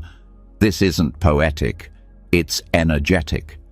The nervous system responds, hormones shift, and the atmosphere of the inner world changes with it. Dream content can also affect the mental climate, not the symbols, but the tone. A restless night of chaotic dreams doesn't just confuse memory, it leaves emotional residue. That residue becomes part of the waking experience. Buddhist traditions sometimes include dream yoga, not just for lucidity, but for purification. To recognize the illusion in dreams so the waking state can feel less heavy. Even without formal dream practice, remembering the dream's emotion and letting it pass through breath upon waking helps reset the mind's weather. Silence also plays a role. The level of stillness in sleep affects how quickly the mind heats up in the morning. If sleep is filled with noise, mental, emotional, environmental, the mind starts the next day already overstimulated. But when silence is honored before bed, when sleep happens in a calm space, the nervous system stays closer to its base rhythm, and that rhythm slows the momentum of thought. It allows clarity to return without effort. Food and breath shape the inner climate too. Overeating, eating too late, or consuming heavy content at night can leave the mind cloudy. These aren't moral issues, they're energetic. They affect digestion, breath patterns, even dream intensity. When breath is shallow during sleep, the mind tends to wake in tension. When breath is deep and natural, the emotional layer of thought becomes more fluid. So how does one prepare the mental forecast? First, reduce unnecessary input before bed. Not just screens, but overstimulation in general. The mind absorbs more than it seems to. Conversations, background noise, even subtle visual chaos can overload the mental field. Give it space. Second, invite stillness. This doesn't mean suppressing thoughts. It means pausing enough to feel what's present without judgment. A body scan, a few deep breaths, a moment of gratitude. Each act helps settle the internal systems. Third, plant something positive but gentle. Not fake positivity, not forced mantras, but real warmth. Thank you for this breath. May I rest well. May I release what's ready to go. These are not affirmations, they're intentions. They shape the inner atmosphere like soft wind shifts a sail. Fourth, upon waking, don't rush. Don't chase the first thought. Feel the weather. Ask, what's here? Not to judge, to meet it. If there's fog, don't try to clear it instantly. Let it lift naturally. If there's light, don't cling. Let it shine without grasping. Respond to the morning with the same softness you offered it the night before. Buddhist monks often start their day with bowing, not for ritual alone, but to enter the day humbly. The act of bowing is a posture of acceptance. It says, whatever the sky of this mind holds today, I bow to it. I meet it fully. This attitude dissolves resistance, and resistance is what turns a cloudy mind into a storm. The most powerful insight is this: You don't need to control the weather. You just need to recognize that it's not you, that it changes, that it can be shaped through kindness, patience, and presence, and that each night offers a chance to reset the system, to open the windows of the inner world and let the old air move through, to lie down with care so the mind rises clean. So as you prepare for rest tonight, don't just aim for sleep. Prepare the sky, release what's been carried, invite what calms, let the breath clear what the mind forgot to, and trust that the subconscious listens, that the emotional forecast of the next day is already forming quietly through every breath you take now. When morning comes, meet whatever weather is there. If it's stormy, let it pass. If it's still, honor it. Either way, you are not the sky. You are the awareness that sees it, the space that holds it, the presence that doesn't change when clouds roll in. And that presence, trained through sleep, shaped by intention, supported by Buddhist wisdom, is the calm beneath every climate, the center point around which everything else moves. And that's what allows the day to begin, not just with light, but with clarity, not just with tasks, but with understanding, not just with breath, but with balance. The mind's weather, shaped during sleep by thoughts, emotions, and subtle karmic patterns, gives us a feeling before we have a thought. It influences our entire perception of the morning, but it isn't the whole story. Because underneath even the weather, behind the fog or clarity, before the craving or the breath, lies something even more untouched. A brief space, rarely noticed, where the ego hasn't returned yet. A space so silent it almost slips by unseen. But for those who have trained their awareness, that fleeting moment is everything. It's the mirror before waking, the place where the self, as we think we know it, hasn't yet been rebuilt. And to see into it, even for a breath, is to remember something deeper than identity. There's a unique quality to the seconds before full waking. The body stirs, the mind begins to shift, but the personality hasn't fully returned. The roles haven't reattached. The name isn't yet in place.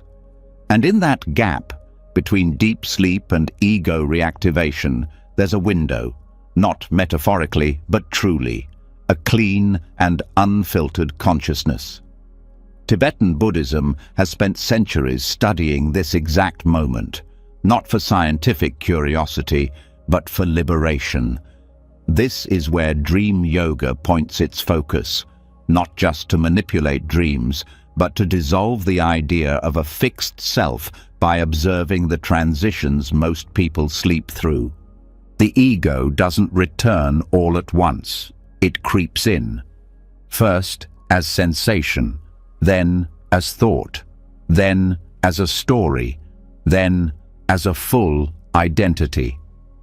What starts as neutral awareness quickly becomes, I am tired, or I need to get up, or I don't want to face today.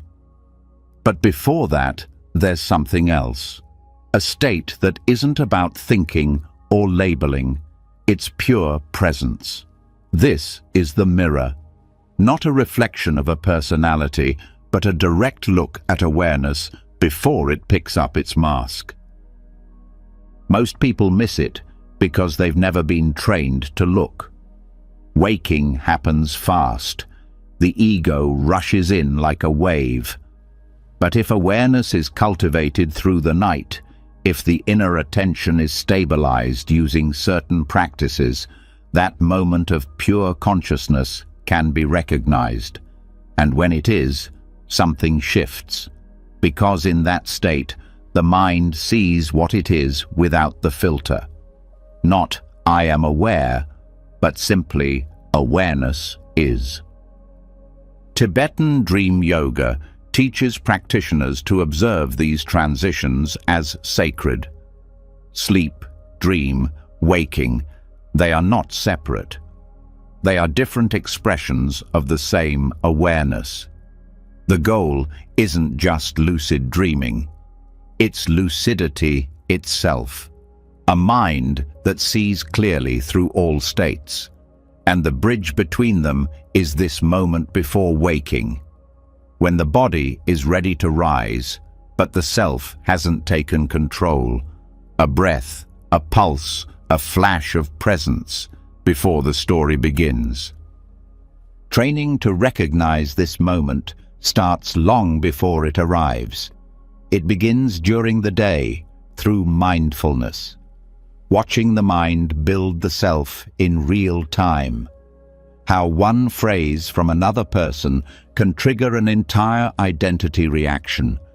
How one task undone can flood the mind with self-judgment. These moments during waking life mirror what happens at the threshold of sleep and waking. The ego builds itself in pieces, and the more we see that process, the more we can catch it early. During sleep, awareness doesn't disappear.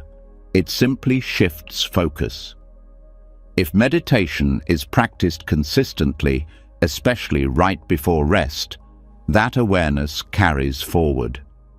It doesn't control the dream or the sleep, but it stays nearby. And in the early morning, as consciousness returns, it can slip into the gap between rest and reaction. A quiet witness, one that sees the ego before it speaks. This doesn't require belief.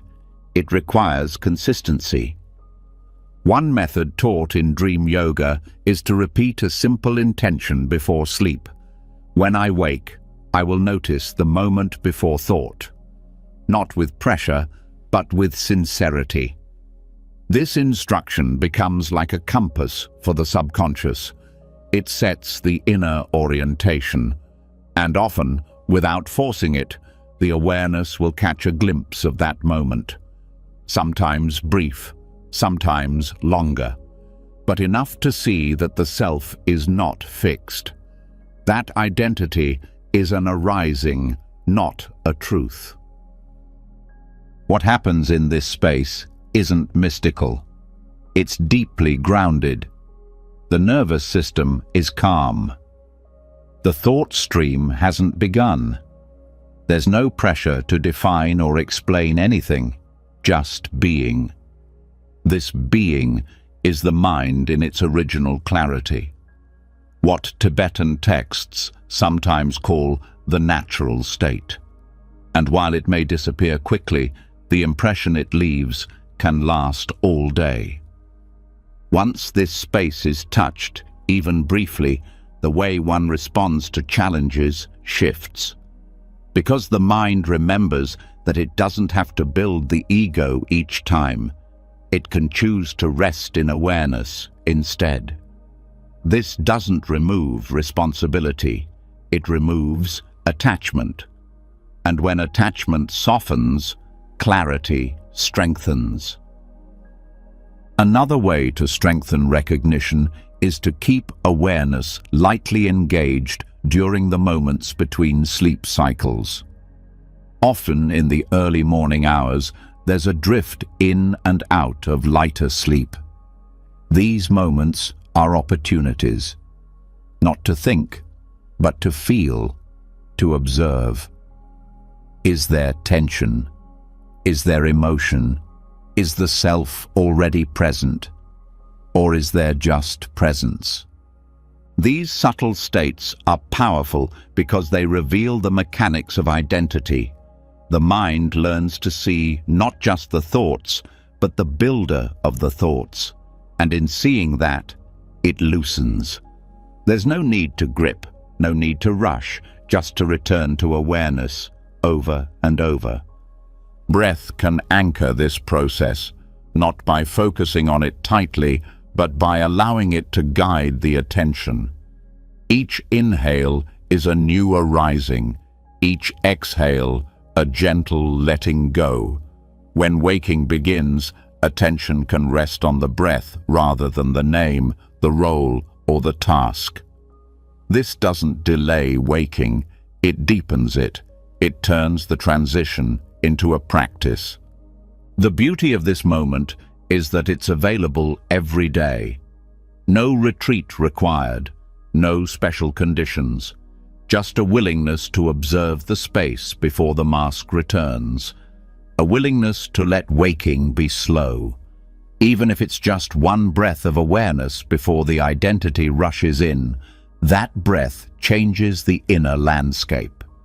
In Tibetan traditions, this is likened to recognizing the mirror before the reflection fills it. The mirror is always there, but most only ever see the images.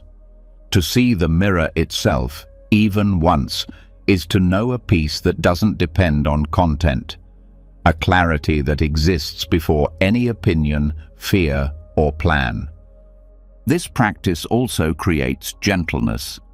When the ego isn't rushed back into place, the morning becomes softer, less reactive. There's less pressure to perform, more space to respond. This is not laziness, it's precision, starting the day with clear awareness rather than mental autopilot. Even if the moment is missed, the intention to see it begins to shift the structure of waking.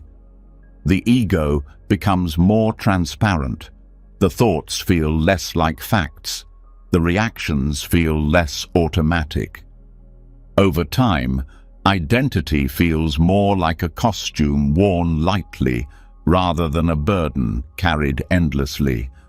And this lightness carries forward into conversation, into decision-making, into moments of stress, because the mind knows that just behind the noise there's a mirror, and that mirror doesn't react. It reflects, it receives, it remains. So tonight, before sleep, speak to the mind, not with force, just with honesty. Let me notice the moment before waking. Let that be your direction, not to achieve, but to remember. That before the name returns, before the self claims the day, there is a space, and that space is not empty. It is the most honest reflection of what you are. When morning comes, open your eyes slowly.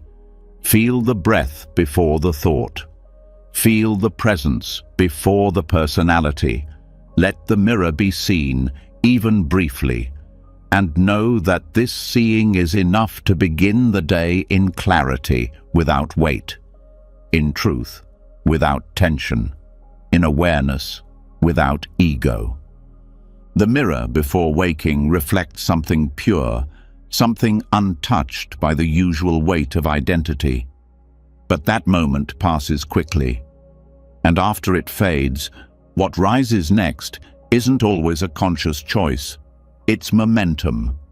It's decisions being made before we realize we're choosing.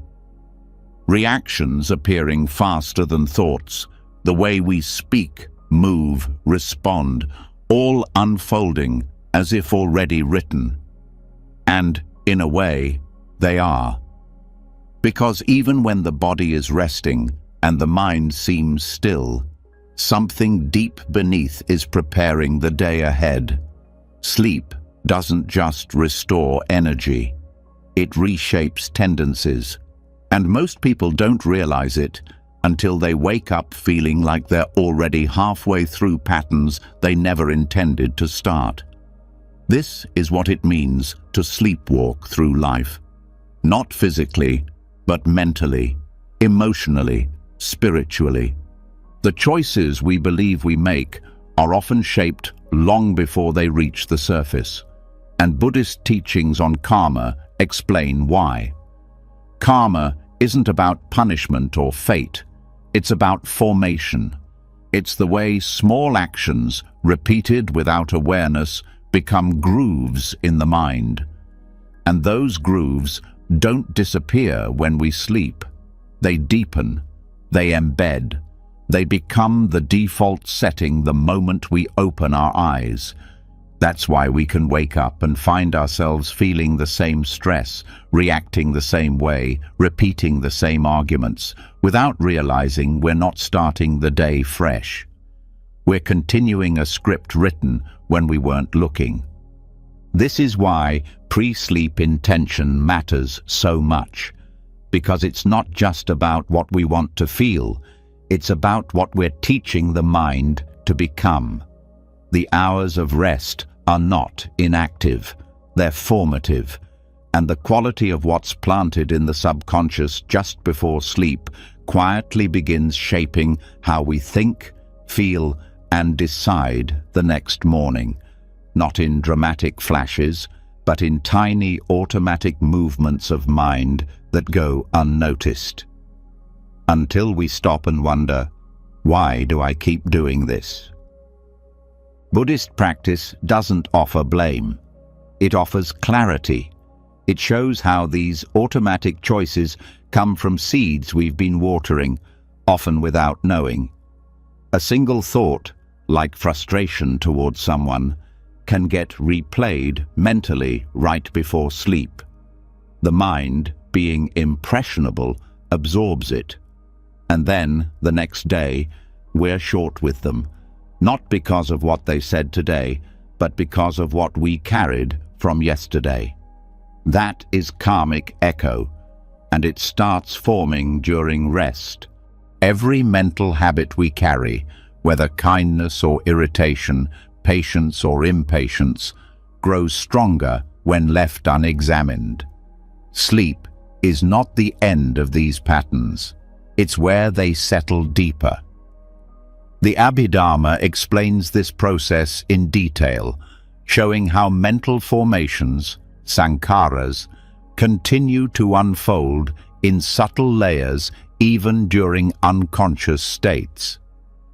The mind rehearses what it's been given, so when we fall asleep anxious, it practices anxiety. When we sleep angry, it carries that residue into the next set of perceptions. But when we sleep with mindfulness, the patterns begin to change. Pre-sleep intention is a way of gently reprogramming this entire cycle. It doesn't need to be complex. It needs to be honest. A simple acknowledgement of what we wish to let go. A quiet setting of direction. May I wake with peace, or may I meet tomorrow with clarity.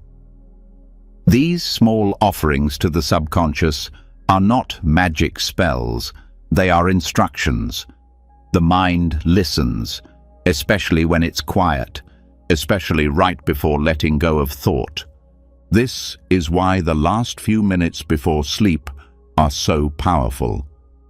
The body relaxes, and the critical part of the mind softens. This creates a space where suggestions settle more deeply. And the suggestions don't have to be words. They can be breath, a body scan, a recollection of compassion. All of these serve as messages. This is what matters now. And when practiced consistently, the mind starts to mirror that direction, not with instant transformation, but with quiet momentum. Over time, these nightly intentions begin to shift the way we make choices. We don't wake up and suddenly become a different person, but we begin to respond instead of react. We start noticing the pause before an old habit kicks in. We find ourselves reaching for calm where we used to grab frustration, not because we're trying harder, but because the default settings have changed. The programming has been updated. The autopilot has been rewritten. This process is slow, but deeply reliable. Because karma is like clay. It hardens with neglect, but reshapes with care. Each night becomes an opportunity to soften the mold, to press new impressions into the mind, to teach it, gently, what to carry forward and what to release. One way to make this more effective is to align intention with felt experience. Instead of just thinking, "I want to be kind," bring to mind a moment where kindness felt natural. Let that feeling be the last thing the mind touches before rest. Let it imprint not just as a concept, but as a sensation. This helps the subconscious understand not just what to aim for, but how it feels when it's happening. Another helpful step is to release the grip on self-narratives before sleep. Often, the ego tries to wrap up the day with conclusions. What went wrong? Who to blame? How we failed? But these conclusions are not closure. They're rehearsals, and when left unchecked, they harden into habits that show up as the emotional tone of the next day. Dropping these stories doesn't mean pretending nothing happened. It means ending the day without carrying the weight into tomorrow. A simple practice is to end with gratitude, not in a forced way, but by gently scanning the day for anything that softened the heart. A kind word, a moment of silence, a breath. Gratitude isn't about being positive, it's about being whole. And wholeness is what rewires reaction. The teachings also suggest cultivating specific ethical reflections before sleep, not as judgment, but as recalibration. Was I honest today? Did I speak with care? Did I act with intention? These questions don't exist to shame. They exist to bring the mind back into alignment with truth. And when truth is reflected on gently, it begins to reshape future behavior without force, without fear.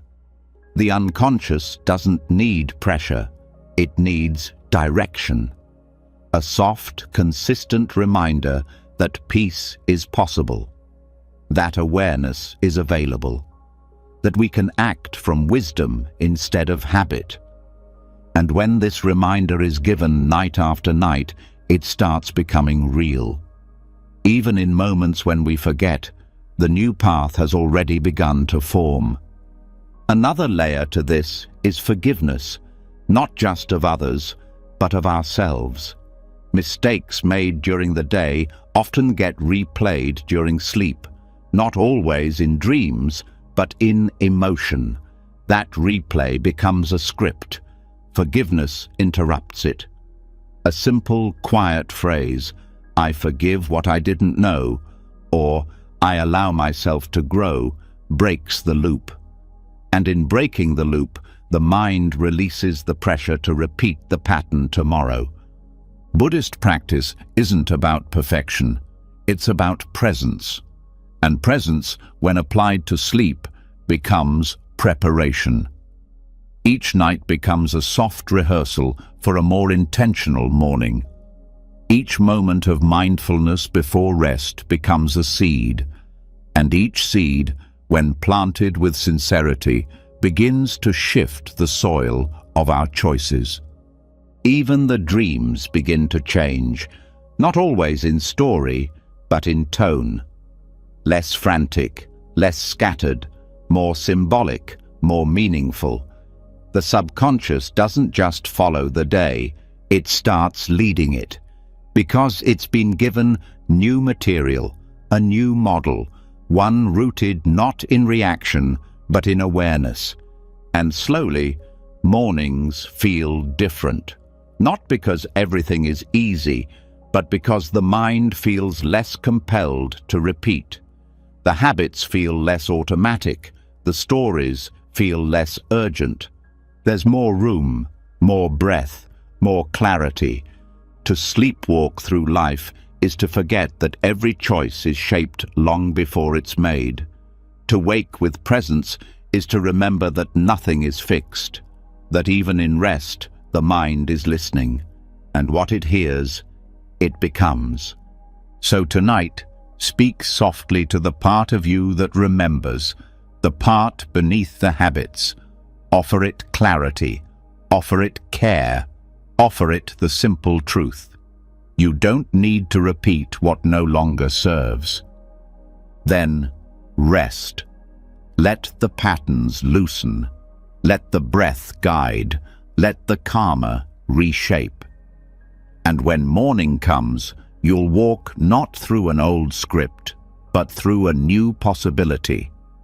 One you've already begun to choose without even realizing it. The patterns that shape your next morning begin quietly, long before the sun rises. They're not decided by willpower. They're formed by what you allow into the silent hours. Thought loops, emotional habits, karmic tendencies, they all echo through the night, settling into your body and mind, preparing your first reactions long before you take your first step out of bed. But there's one force more ancient than habit, more reliable than thought. It's the breath. Always there, always guiding, always willing to lead you back to the present if you let it. Not just while awake, but during the hours when the conscious mind steps back. And how you breathe through the night becomes the atmosphere you wake into. This is the breath that follows you to sunrise, and if trained with care, it becomes the deepest teacher in the dark. The Satipatthana Sutta, one of the Buddha's most foundational teachings, begins not with theory, but with the breath. It doesn't ask you to believe. It asks you to observe. The breath in, the breath out. Long, short, deep, shallow. Not to control it, but to know it. And this knowing begins to build awareness that isn't tied to opinion, identity, or desire. It's tied to what's real, what's here. And when this breath awareness is established during the day, it naturally carries into sleep. Breathing is one of the only bridges between conscious and unconscious mind. While most bodily functions are automatic, the breath can be watched. It can be guided. It can be gently shaped without forcing. And when done with awareness before sleep, it begins to soften the whole nervous system. The body loosens, the mind quiets, but more importantly, the breath carries a message into the night. Stay present, stay gentle, stay aware. What follows is not control over sleep, but influence. A soft reshaping of the terrain the mind travels while unconscious. Mindful breathing doesn't stop dreams.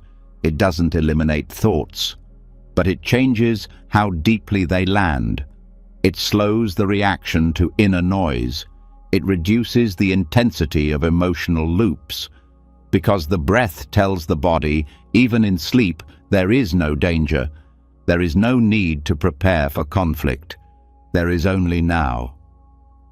When you breathe with presence before sleep, you're not just calming the mind, you're training the subconscious. The rhythm of breath becomes the rhythm of inner experience. It sets a tone. A slow inhale sends a signal. You are safe. A smooth exhale signals release.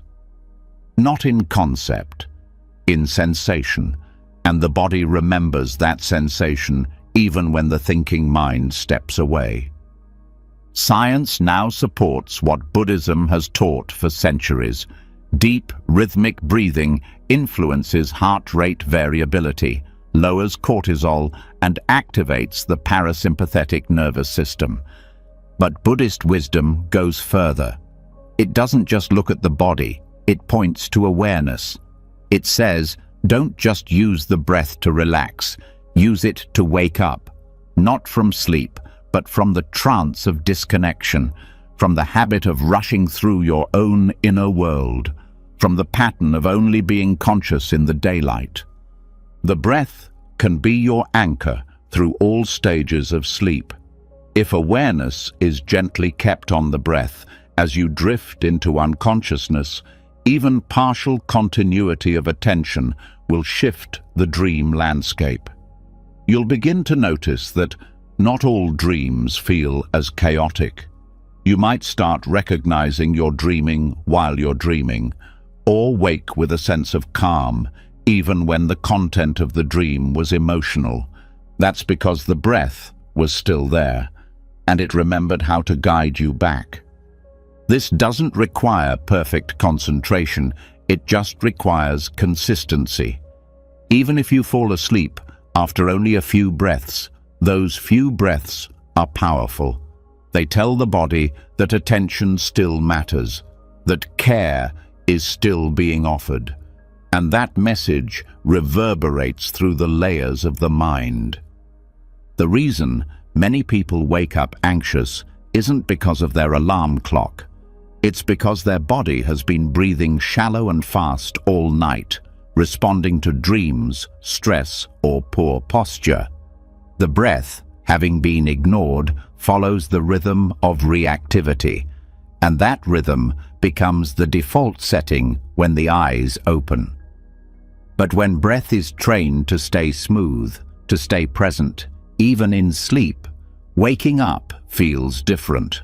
There's less panic, less tightness, more spaciousness. In traditional Buddhist practice, monks and meditators are often taught to fall asleep with a slight awareness of the breath at the nostrils or the rise and fall of the belly. Not with tension, with softness. The breath becomes not a task, but a companion, a gentle tether that keeps the mind from drifting too far into chaos. And even if full awareness isn't maintained all night, that brief moment of clarity at the edge of sleep makes a difference. It sets a tone. It plants a seed. This seed then shapes how the brain organizes memory, how it processes emotion, how it reacts upon waking. You may find that your responses to people in the morning are slower, but more thoughtful. That irritation takes longer to surface, that you listen before reacting, not because you tried, because the breath was there first. It shaped the energy before the thought. Satipatthana practice teaches not just mindfulness of breath, but mindfulness with breath as a foundation, watching it without owning it, feeling it without altering it, letting it be exactly as it is, moment after moment. This surrender creates peace, not by changing the breath, but by no longer resisting it. Breathing this way before sleep tells the subconscious there is no need to run. And in that stillness, the layers of the mind begin to loosen. The sense of a fixed self softens. The boundaries between watcher and watched blur. You begin to sense not just the breath, but the space it flows through. That space is awareness, and that awareness follows you into the morning. There's also a deeper gift in this practice. When waking up with breath still present, you begin to notice the mind's movements more clearly. The first thought doesn't pull you. The first emotion doesn't control you, because there's space now. Space between impulse and action, between feeling and reaction. This space is what makes clarity possible. It's the difference between reacting blindly and responding with care. This is what it means to wake up with the breath, not just breathing, but aware of breath, feeling it return, letting it guide the first moment of the day. And when that happens, something remarkable unfolds. The breath that ended the day with peace is the same breath that begins the new one with presence. One way to deepen this connection is to set a simple intention just before sleep. May I breathe with awareness through the night. This doesn't mean you'll stay conscious all night. It means your last instruction to the mind is presence. That instruction, repeated each night, begins to settle into the subconscious, and the breath remembers. You can also return to the breath the moment you wake. Before looking at your phone, before speaking, before moving. Just a single inhale, felt fully. A single exhale, released completely. That moment re-establishes the path. It reconnects you to the training. It turns a habit into a practice. The Satipatthana doesn't say you must master the breath. It says, begin with the breath. Let it show you what's happening. Let it carry you gently through sleep and return you quietly to presence in the morning. That rhythm, simple, ancient, personal, becomes your most reliable guide. When practiced over time, this breath changes your relationship to stress.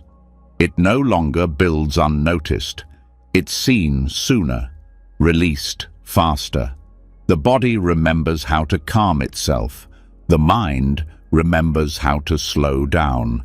All because the breath was honored in the silent hours when no one was watching. And this isn't limited to monks or meditators. Anyone can do this. Any night, any bed, any breath. You don't need incense or a shrine, just presence, just sincerity, just the willingness to end the day, not in distraction, but in return, to let the breath lead again and again, until it follows you not just to sunrise, but through everything that follows. Because when the breath is steady, the mind is less shaken. When the breath is present, the self is less scattered. And when the breath is known, the world becomes more quiet, not because it changes, but because you are meeting it from the center. So tonight, before sleep takes you, breathe.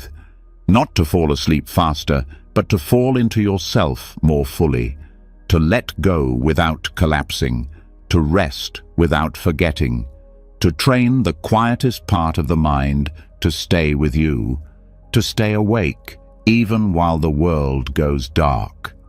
And when the sun rises again, let the breath rise first. Let it greet the morning before your name returns. Let it hold you before the world makes demands. That is your anchor, your teacher, your first and last companion, the breath that follows you to sunrise and never leaves. When breath becomes the quiet companion through sleep, when it guides the body and steadies the mind, waking begins from presence rather than pressure. But even as calm returns with the morning, there's something else waiting, something quieter, heavier. Not physical weight, but emotional drag, a stickiness that clings to the mind and slows the heart. It shows up as resistance, confusion, or that low-grade frustration with no clear cause. This is attachment, quiet, invisible, and deeply ingrained. Not always dramatic, but always present. And though it's usually thought of as something we fight through during the day, there's a deeper truth Buddhist practice reveals. Sleep itself can be used to soften it, not by running from it, but by turning rest into a journey. A pilgrimage inward, where awareness is carried through the night with the quiet goal of loosening the things we cling to the most. Attachment doesn't sleep. Even when the body is still, the stories continue. The mind keeps grasping, wanting, measuring, and those patterns don't fade because it's dark outside. They follow into dreams. They shape the emotional climate of sleep. They build momentum so that by morning, the mind is already holding on, often before the eyes are even open. But when awareness is placed intentionally before rest, the experience of sleep changes. It becomes less about escape and more about return. The mind begins to walk itself back from what it doesn't need, back from the beliefs it doesn't question, back from the identities it feels forced to protect. This is the inner pilgrimage. The journey through attachment doesn't begin with analysis. It begins with noticing. Most people carry a silent sense of heaviness without realizing where it comes from. They think it's just stress or fatigue, but often it's accumulation, emotional residue from the thousands of small attachments built throughout the day, to how someone looked at them, to what they didn't finish, to a version of themselves they think they must maintain. Each of these becomes a knot. And when sleep begins without awareness, those knots tighten. They sink deeper. They become part of the dream fabric and the waking habits. Buddhist reflection offers a path that doesn't demand force. It invites release. And sleep, when paired with the right attention, becomes the perfect terrain to explore this. Because during sleep, the conscious mind loses its grip. Identity is loosened, control is softened, and in that softness, it becomes possible to see what is normally hidden. Before this can happen, though, the intention must be clear. The mind needs a direction, not a goal, but a focus. This is where reflection enters, a simple contemplation before sleep. What am I still holding on to that I don't need? What story did I keep alive today that no longer serves me? These aren't questions to be solved before bed.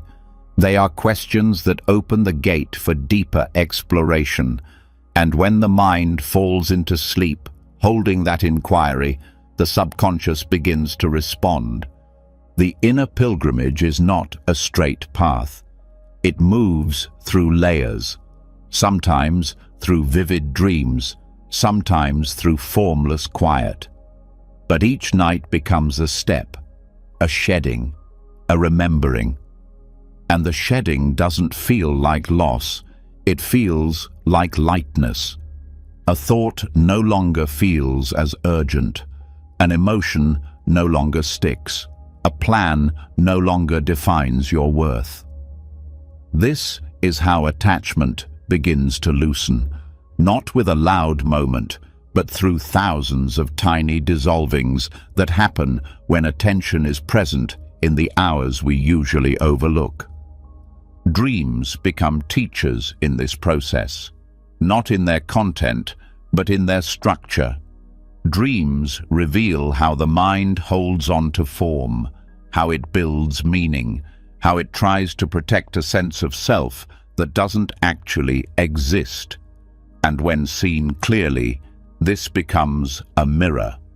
The clinging in dreams is the same clinging that happens during the day, the same chase, the same fear of loss. But in the dream state, there's an opportunity to interrupt it, to pause even in the middle of that pattern and remember, this isn't solid. This isn't who I am. Tibetan dream yoga teaches that this recognition, the realization that even the dream is a construct, can begin the path to liberation. Because if the mind can learn to let go within the dream, it begins to learn how to let go in waking life, not in theory, but in direct experience. And this changes how you carry yourself. You wake up not just rested, but freer, less convinced by every passing thought, less reactive to every rising emotion. But even without mastering lucid dreaming, this journey is available. Because what matters most isn't what happens in sleep. It's the clarity brought into it. Reflection, intention, and presence before bed create the conditions for transformation. The attachments begin to feel less necessary because the space between you and them grows. You start seeing that many of the things you fight to protect are illusions. That much of the suffering comes not from what's happening, but from the fear of letting go. This is why Buddhist teachers often remind us, attachment is not about having, it's about clinging. And clinging can happen even without objects. You can cling to an identity, to being seen a certain way, to being right, to being in control. And all of these clingings sink deeper when they are not examined. Sleep, however, provides a rare chance to step back, because when the ego softens, the grip weakens, and when awareness is present, that weakening is felt. Practicing this means ending the day with a soft question. What if I don't need to hold this anymore? It doesn't mean pushing it away. It means placing it down, just for the night. Letting the breath come in, letting the emotion pass through without grabbing it, and falling into rest, not with force, but with surrender. Over time, these nightly reflections begin to shift behavior. Attachment is felt sooner. The tension around certain beliefs is noticed faster. The urge to control begins to seem less urgent, and not because of effort, but because the mind is being trained in a new rhythm, a rhythm of letting go. And this letting go is not the same as giving up. It's clarity. It's knowing what's real and what isn't, what's needed and what's habit, what's kind and what's fear. The inner pilgrimage teaches this not through ideas, but through experience. By walking through the inner world with presence, even while asleep. The process also reveals something deeper. Most of what we cling to, we do out of fear. Fear of emptiness, fear of meaninglessness, fear of change. But what the inner pilgrimage shows, night after night, is that emptiness isn't absence, it's space. And space is not scary when it's filled with awareness. In fact, it's the only place where true peace lives. This is the gift of using sleep for practice. It gives access to layers that daytime often hides. The mind becomes transparent, the fears become visible, and because the body is still, the defenses are lower. There's room to feel without fleeing, to see without reacting. And in that seeing, the grip on what was once essential begins to fade. So each night, when the body lies down, treat it like a temple. Let the breath be your guide. Let the questions be gentle. Let the attachments float to the surface without judgment. And then rest. Not in ignorance, but in quiet seeing, in curiosity, in trust. Let the journey begin not by going anywhere, but by returning. Returning to the part of you that was never holding on in the first place. The part that's always been here, always watching, always still. Because when you wake from sleep, having traveled that inner path, the morning feels different. The clutter doesn't stick. The tension doesn't build so fast. And even when you forget, something deeper in you remembers. You don't have to carry what isn't yours. That's the path. One breath at a time. One night at a time. A pilgrimage made not across miles, but across the heart, through the layers of attachment, into the space where freedom already lives. When sleep becomes an inner pilgrimage through attachment, when awareness is carried into the depths of unconscious habits and returns lighter, softer, less entangled, something begins to shift. The waking world no longer feels like a continuation of yesterday's patterns. It starts to feel like an opening, a beginning, a kind of quiet birth, not of a new body, but of a new mind, one that isn't owned by stories, shaped by clinging, or locked in repetition.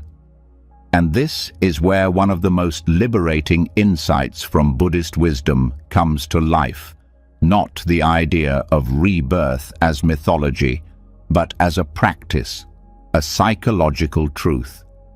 Each morning is a chance to be born again, not metaphorically, but experientially, not by denying the past, but by no longer dragging it forward. Buddhist teachings describe rebirth not only in terms of future lives, but in the way the mind continuously recreates itself. In each moment, each thought, each reaction, the self is reconstructed. And this reconstruction happens automatically unless awareness interrupts the cycle. The mind picks up where it left off, and the self rebuilds around yesterday's emotions, fears, opinions. But what if waking up didn't mean returning to the same identity? What if it became a moment of letting go so complete that it reset the internal narrative completely? That's the lotus of waking.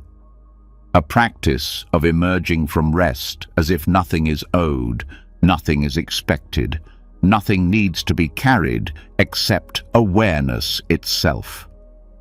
The lotus, in Buddhist symbolism, grows from mud yet remains unstained. It blooms anew, even as its roots remain deep in the earth. This is the ideal relationship to mourning, to rise from the layers of subconscious experience, from dreams, from mental loops, and still meet the day clean, with no residue hardening the face, no old conclusions pressing against the mind, just presence. That's not accidental. It's trained. The practice begins not in the morning, but in how sleep is entered. As seen before, what the mind holds before sleep is what shapes how it emerges. If attachment has been softened, if intention has been offered, if breath has remained steady through the night, waking becomes less of a jolt and more of a blooming. The thoughts still return, but they no longer arrive with urgency. The feelings still stir, but they don't pull the self into story. There's space now, and in that space, a choice arises. Do I become yesterday's version again, or do I meet this moment as new? Choosing the latter requires more than motivation. It requires presence. The moment of waking is delicate. Most miss it entirely. The alarm goes off, the body moves, the identity rushes in. But with training, this moment can be paused, even for a breath, even for a blink. And in that pause, the mind can witness its own return. It can see the self being rebuilt and choose not to follow the same script. This doesn't mean losing memory or pretending that nothing matters. It means not allowing memory to define identity. It means noticing that pain from yesterday doesn't have to poison today unless we carry it forward. The lotus blooms by rising through the water, not by absorbing it. And in the same way, we can rise through our experience without being defined by it. This way of waking becomes a sacred routine. Before the phone, before conversation, before task, the breath is felt, the body is acknowledged. The first thought is noticed without clinging. Ah, this is what the mind offers today, not this is who I am. That distance creates clarity, and clarity becomes the root of compassion. When the self is seen as a process, not a possession, Other people are no longer seen as fixed either. Their moods are seen as weather, their actions as habits, not declarations of truth. This opens the door to a new kind of patience, not forced, but natural, because you've just watched yourself be reborn without effort. You know everything changes, and you know how quickly we forget that. In Buddhist psychology, this capacity to renew awareness is one of the most powerful tools for freedom. It removes the need for self-defense. It removes the grip of regret. Because if the self is new now, then yesterday's pain is not the identity. It's just a moment that passed. And this makes forgiveness possible, not because harm is erased, but because identity is no longer trapped in a single version of itself. The lotus of waking becomes a meditation. It teaches that silence isn't the absence of thought. It's the refusal to build identity from thought. You wake, you breathe, you feel, and you wait. Not passively, with attention. Let the mind offer its usual noise, but watch instead of react. This watching resets everything. The energy of the day that follows is directly shaped by that first moment. If waking is rushed, the nervous system is triggered. If identity reattaches too quickly, old defenses come online. But if the mind is met with kindness, with breath, with awareness, then even if difficulty arises later, the foundation is different. You don't react the same way. You return faster. You remember, this self is not solid. Some practitioners write a brief intention upon waking. A single sentence.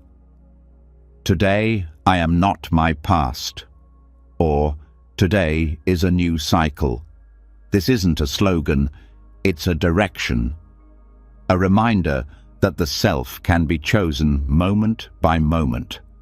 Not in terms of appearance or personality, but in how we relate to the world. And when this practice becomes regular, the mornings stop feeling like obligations. They start feeling like invitations. Each day becomes a doorway, not to accomplish, but to arrive in presence, in freshness, in the quiet truth that nothing from yesterday has to define what this breath becomes. This practice also helps reduce the sense of stuckness. So many people carry the belief that change is hard, that transformation is rare. But this is because they are looking for external milestones. In truth, change is happening constantly beneath the surface, and waking becomes the proof. Each morning, you are not who you were. The body is different. The dreams were different. The mind has reorganized. And when this is seen clearly, hope returns. Because transformation is not something you earn, it's something you allow. The lotus of waking isn't about perfection. It's about presence. It's about greeting the return of consciousness with a soft touch instead of a clenched fist. It's about remembering that just because the mind offers a thought doesn't mean it must be followed. Just because the body feels tired doesn't mean the spirit is weak. There's always something deeper, something quieter, something watching. So the next time you wake, wait a little longer in that space. Let the breath rise before the thought. Let the body stretch before the identity speaks. Let the eyes open, not with resistance, but with curiosity. And ask, not with words, but with silence. Who will I be today, now that I know I don't have to be who I was? This isn't just inspiration, it's instruction. It's the practice of renewal, and every person is invited, no matter the past, no matter the weight. The lotus doesn't need permission to bloom, it just rises, again and again, just like you. When waking becomes a rebirth instead of a reaction, when the self is allowed to emerge without clinging to its old definitions, the morning no longer feels like a continuation of struggle. It becomes a quiet unfolding. But even in that openness, the heart often remains guarded. Even when the mind is clear, there's a distance that can still form between self and other, between presence and love. Because clarity alone doesn't guarantee warmth. Awareness doesn't always equal connection. And this is where another layer of practice becomes essential. The heart must also be trained to wake.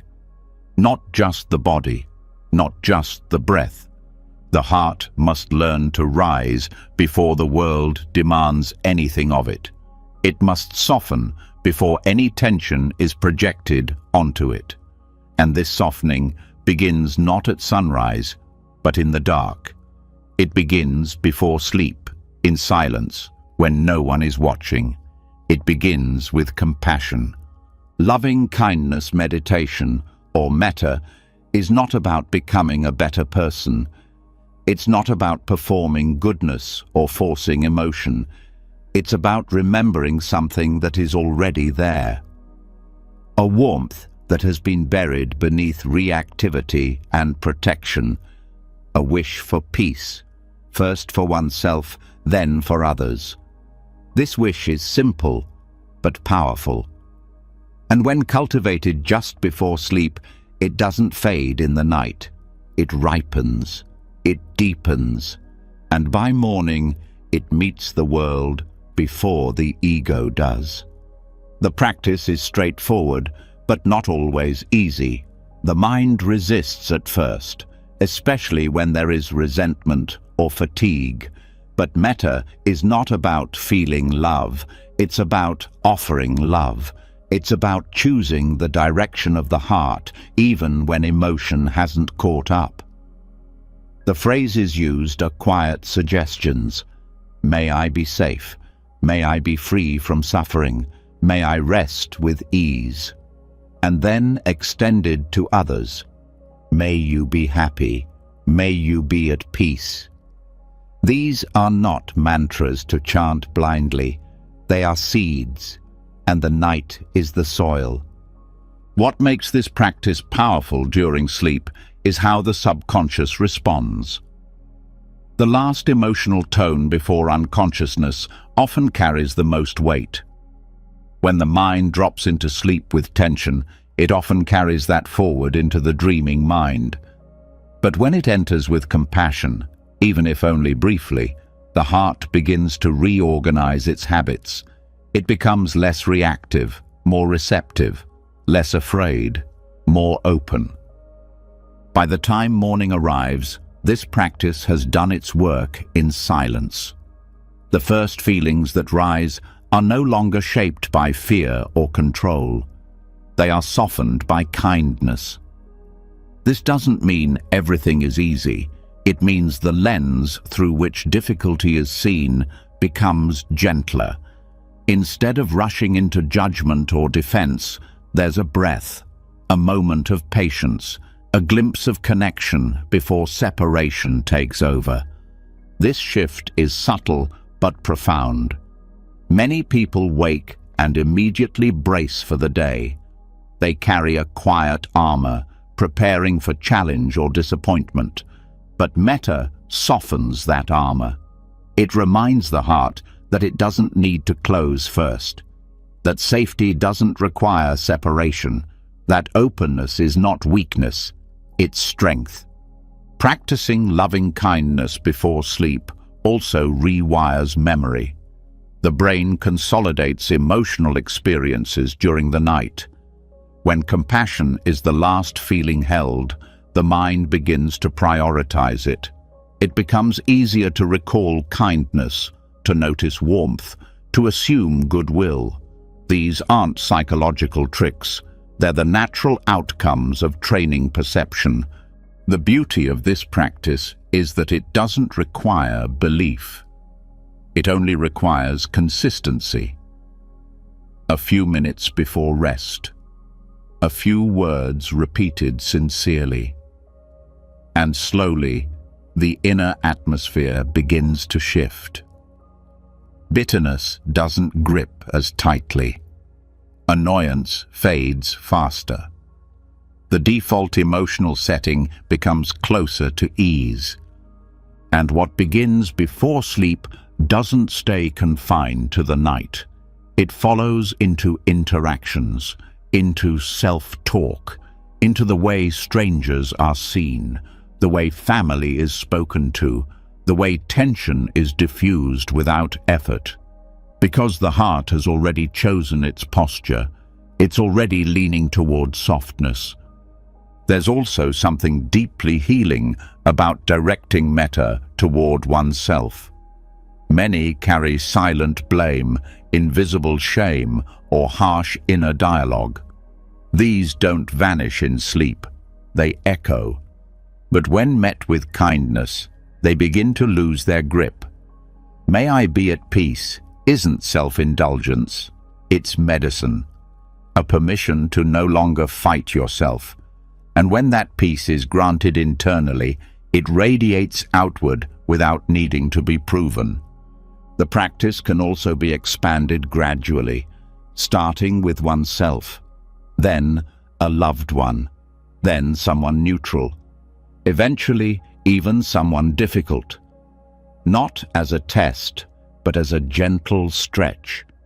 Each extension of metta teaches the heart that it's capable of more space, more forgiveness, more presence, and over time, this becomes natural, not something done, but something lived. This living compassion becomes especially important in the early morning hours. The space between sleep and full waking is tender. Often, unresolved emotions drift into that gap. But if compassion has already taken root, those emotions don't have the same impact. They are met with care instead of fear. And that changes how the day begins. Compassion is not an escape. It's a foundation. It allows pain to be seen without being drowned in it. It makes joy more expansive. It makes neutrality feel alive. And most importantly, it trains the nervous system to rest in connection rather than contraction. Science supports this too. Regular loving-kindness practice has been shown to increase positive affect, reduce stress, and strengthen emotional resilience. But long before science, Buddhist wisdom knew this. It knew that the heart, like the mind, must be trained, that peace is not just a mental clarity, but a warmth that reaches into relationship, identity, and intention. For those who feel numb or disconnected, metta can be the first step back, not by forcing emotion, but by planting direction.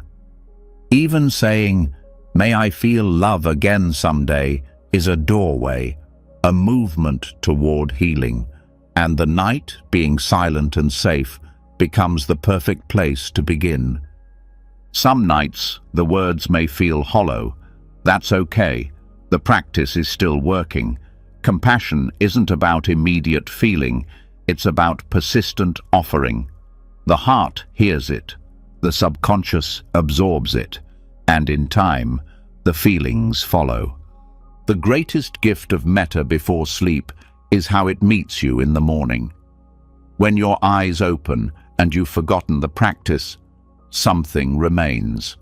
A trace of softness, a pause in the heart, a willingness to let others in.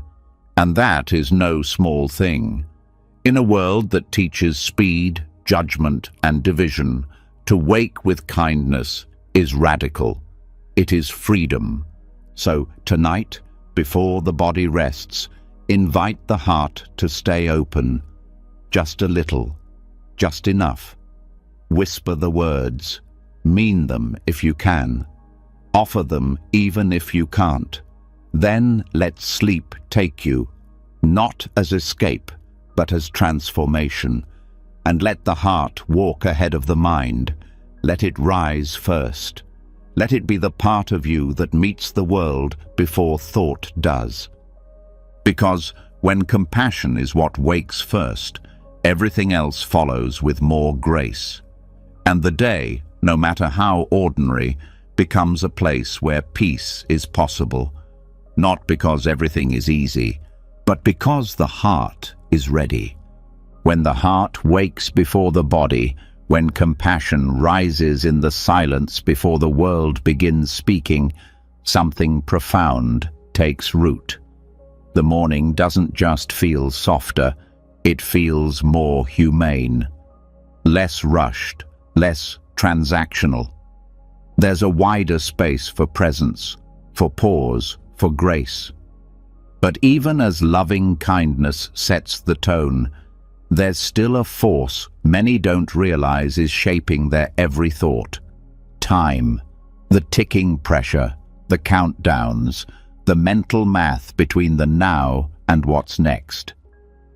Before a single task begins, before the first sip of water or breath of morning air, the schedule enters the mind, and with it, a subtle tightening, a shift from being into becoming, from presence into pursuit.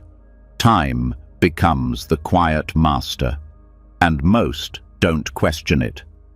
But Buddhist teachings do, especially those rooted in the principle of akaliko, the timeless, a state of awareness that lives outside the clock, a practice of letting go of time before it begins controlling the day. This doesn't mean ignoring responsibilities or rejecting structure. It means releasing the psychological grip time has on the mind. Because it's not the schedule that causes suffering, it's the way we believe we're running out of something, that every moment must prove something, that rest is earned, that enough is never now.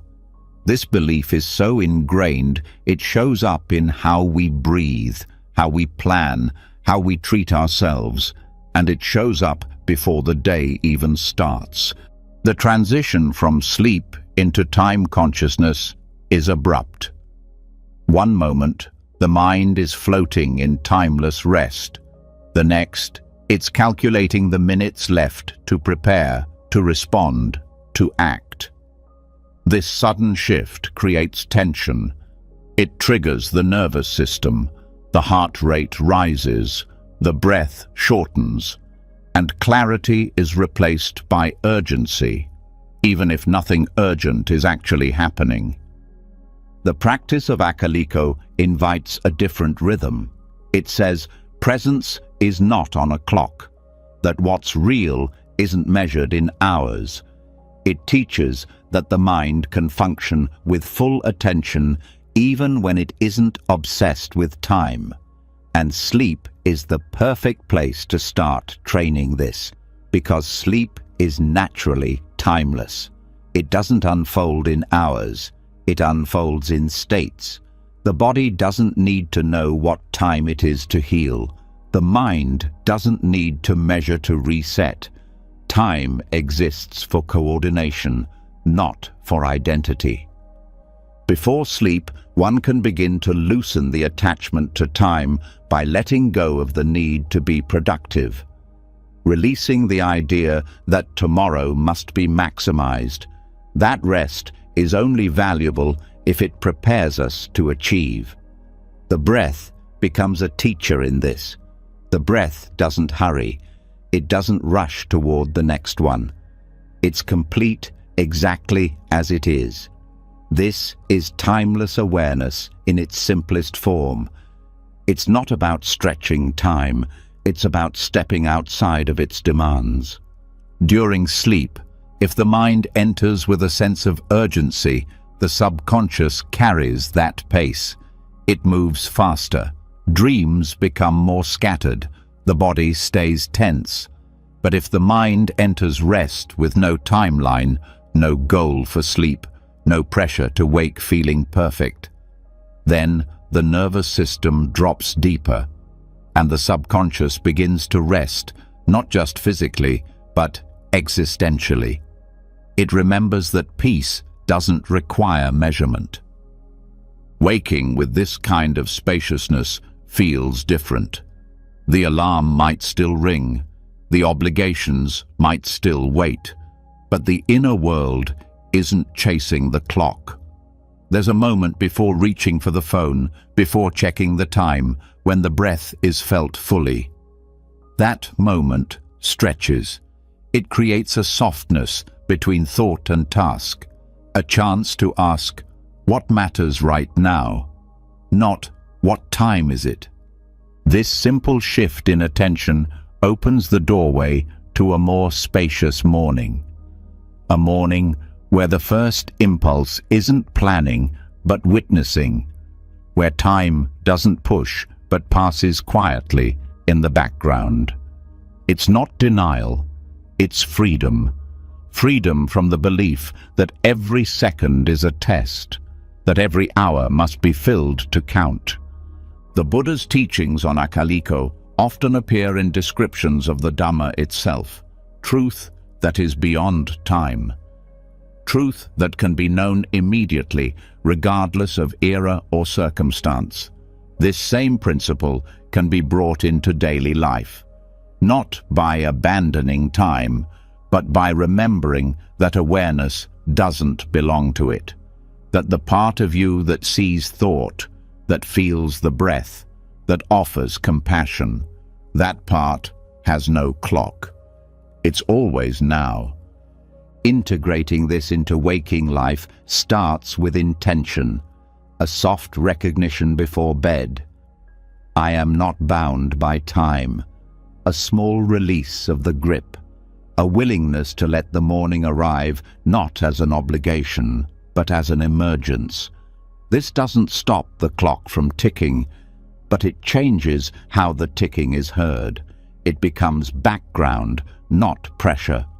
Practicing timeless awareness doesn't make one passive, it makes one precise. Because action taken from spacious presence is more effective than action taken from anxiety. You don't lose time by releasing the obsession with it.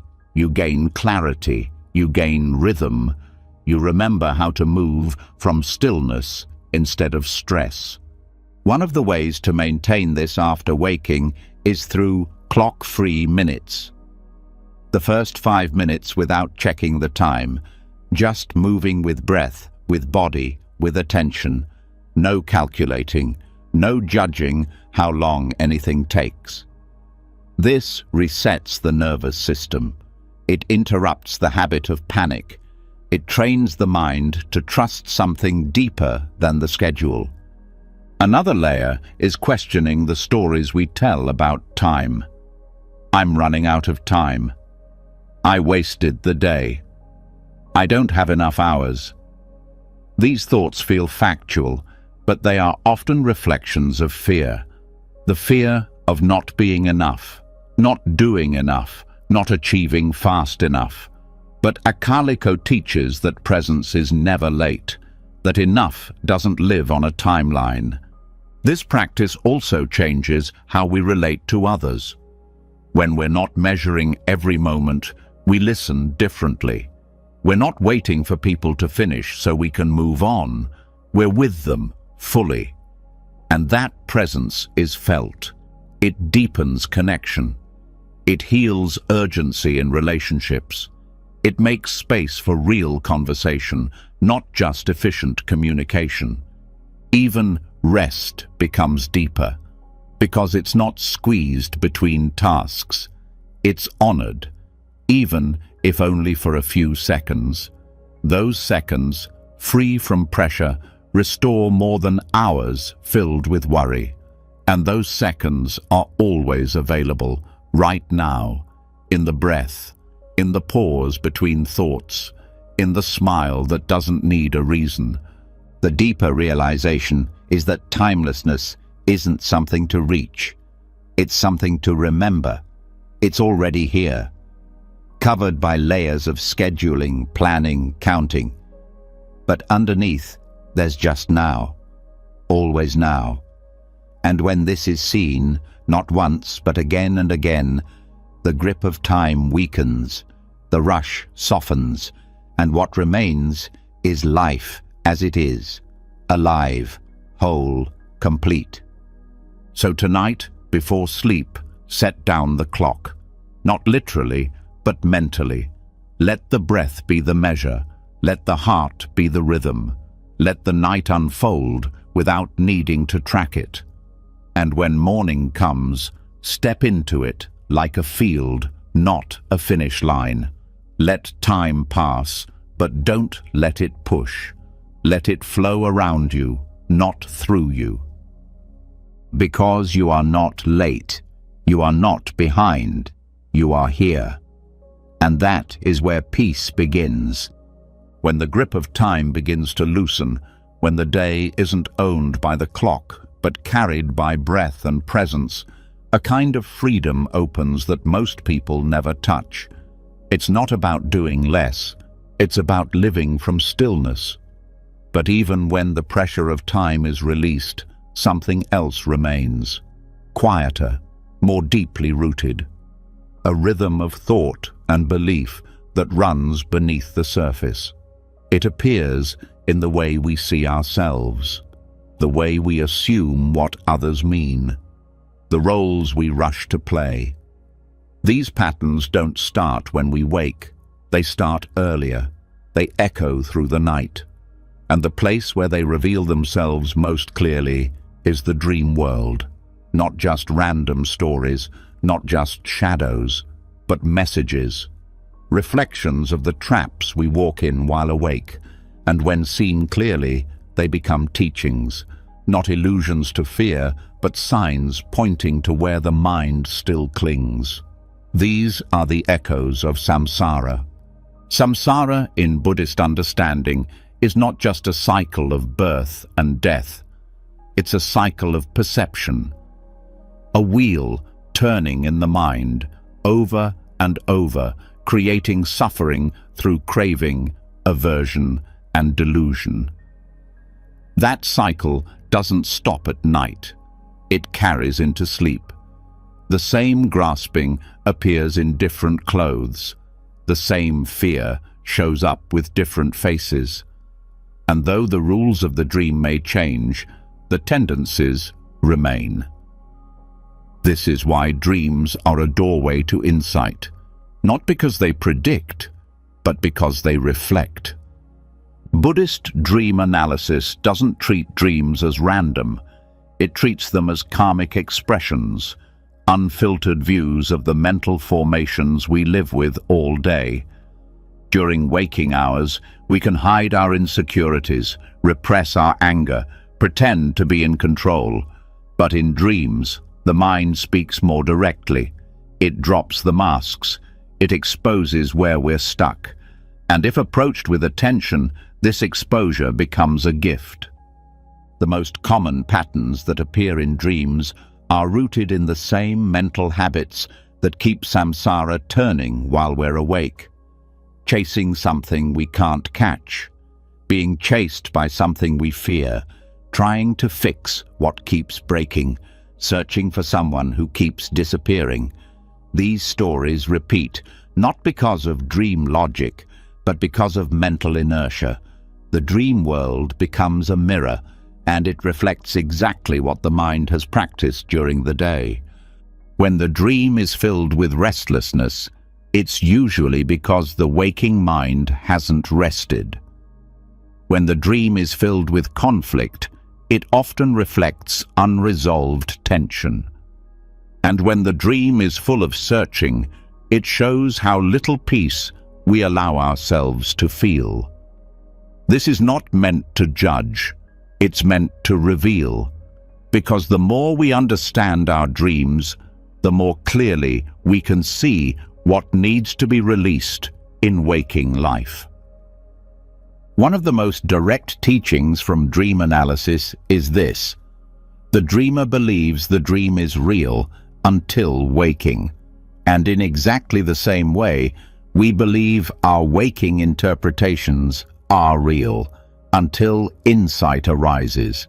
This parallel is powerful. It teaches that clarity isn't a switch. It's a waking up from a deeper misunderstanding. The ego that feels threatened in a dream is the same ego that feels threatened at work. The identity that defends itself in sleep is the same identity that fears criticism in the day. The roles, the expectations, the shame, it's all samsara. Whether asleep or awake, it operates the same. But awareness can change this. Not by controlling dreams, but by noticing what they're pointing to. A dream of falling might show how much pressure we place on ourselves to succeed. A dream of being exposed might reflect our fear of judgment. A dream of arguing could point to suppressed anger. These aren't puzzles to decode, they're habits to observe. And when seen clearly, the mind begins to soften. The practice doesn't require remembering every detail. It requires remembering the emotion. How did the dream feel? What belief was running underneath it? Was there fear, urgency, helplessness? And does that emotion mirror something familiar from the day? That's where the learning is, not in the story, but in the flavor of the experience. Many advanced Buddhist practitioners use dream yoga to deepen this awareness. They train the mind to recognize dreaming as it's happening. This lucidity allows them to investigate the illusion while it unfolds. But even without such training, everyone can benefit from reflective attention. Simply writing down a dream upon waking. Feeling the tone. Asking gently, what does this remind me of in waking life? These questions open the door. What's found behind that door isn't always pleasant, but it's always honest, because the subconscious doesn't perform. It reveals, and if met with compassion, this revelation becomes transformation. We begin to see that many of the things we think we need, recognition, control, certainty, are just the same dreams, repeated in daylight. The key insight from Buddhist dream work is this: the problem is not the dream. The problem is the identification. Believing we are the one running, the one failing, the one unworthy. But when the mind steps back, even slightly, it begins to see the pattern, not just the plot. And that distance creates room for liberation. This dream reflection also helps reduce fear. Nightmares become less terrifying when seen as expressions of stuck energy. Anxiety dreams become less punishing when recognized as habit rather than prophecy. Even pleasant dreams, when seen clearly, teach the same lesson: impermanence. They rise and pass, just like every moment of waking life. This insight returns power to the practitioner, because now sleep is not just a place of rest, it's a classroom. The mind becomes the teacher, the stories become lessons, the emotions become signs. And every morning becomes a chance to apply the wisdom gained while the world was quiet.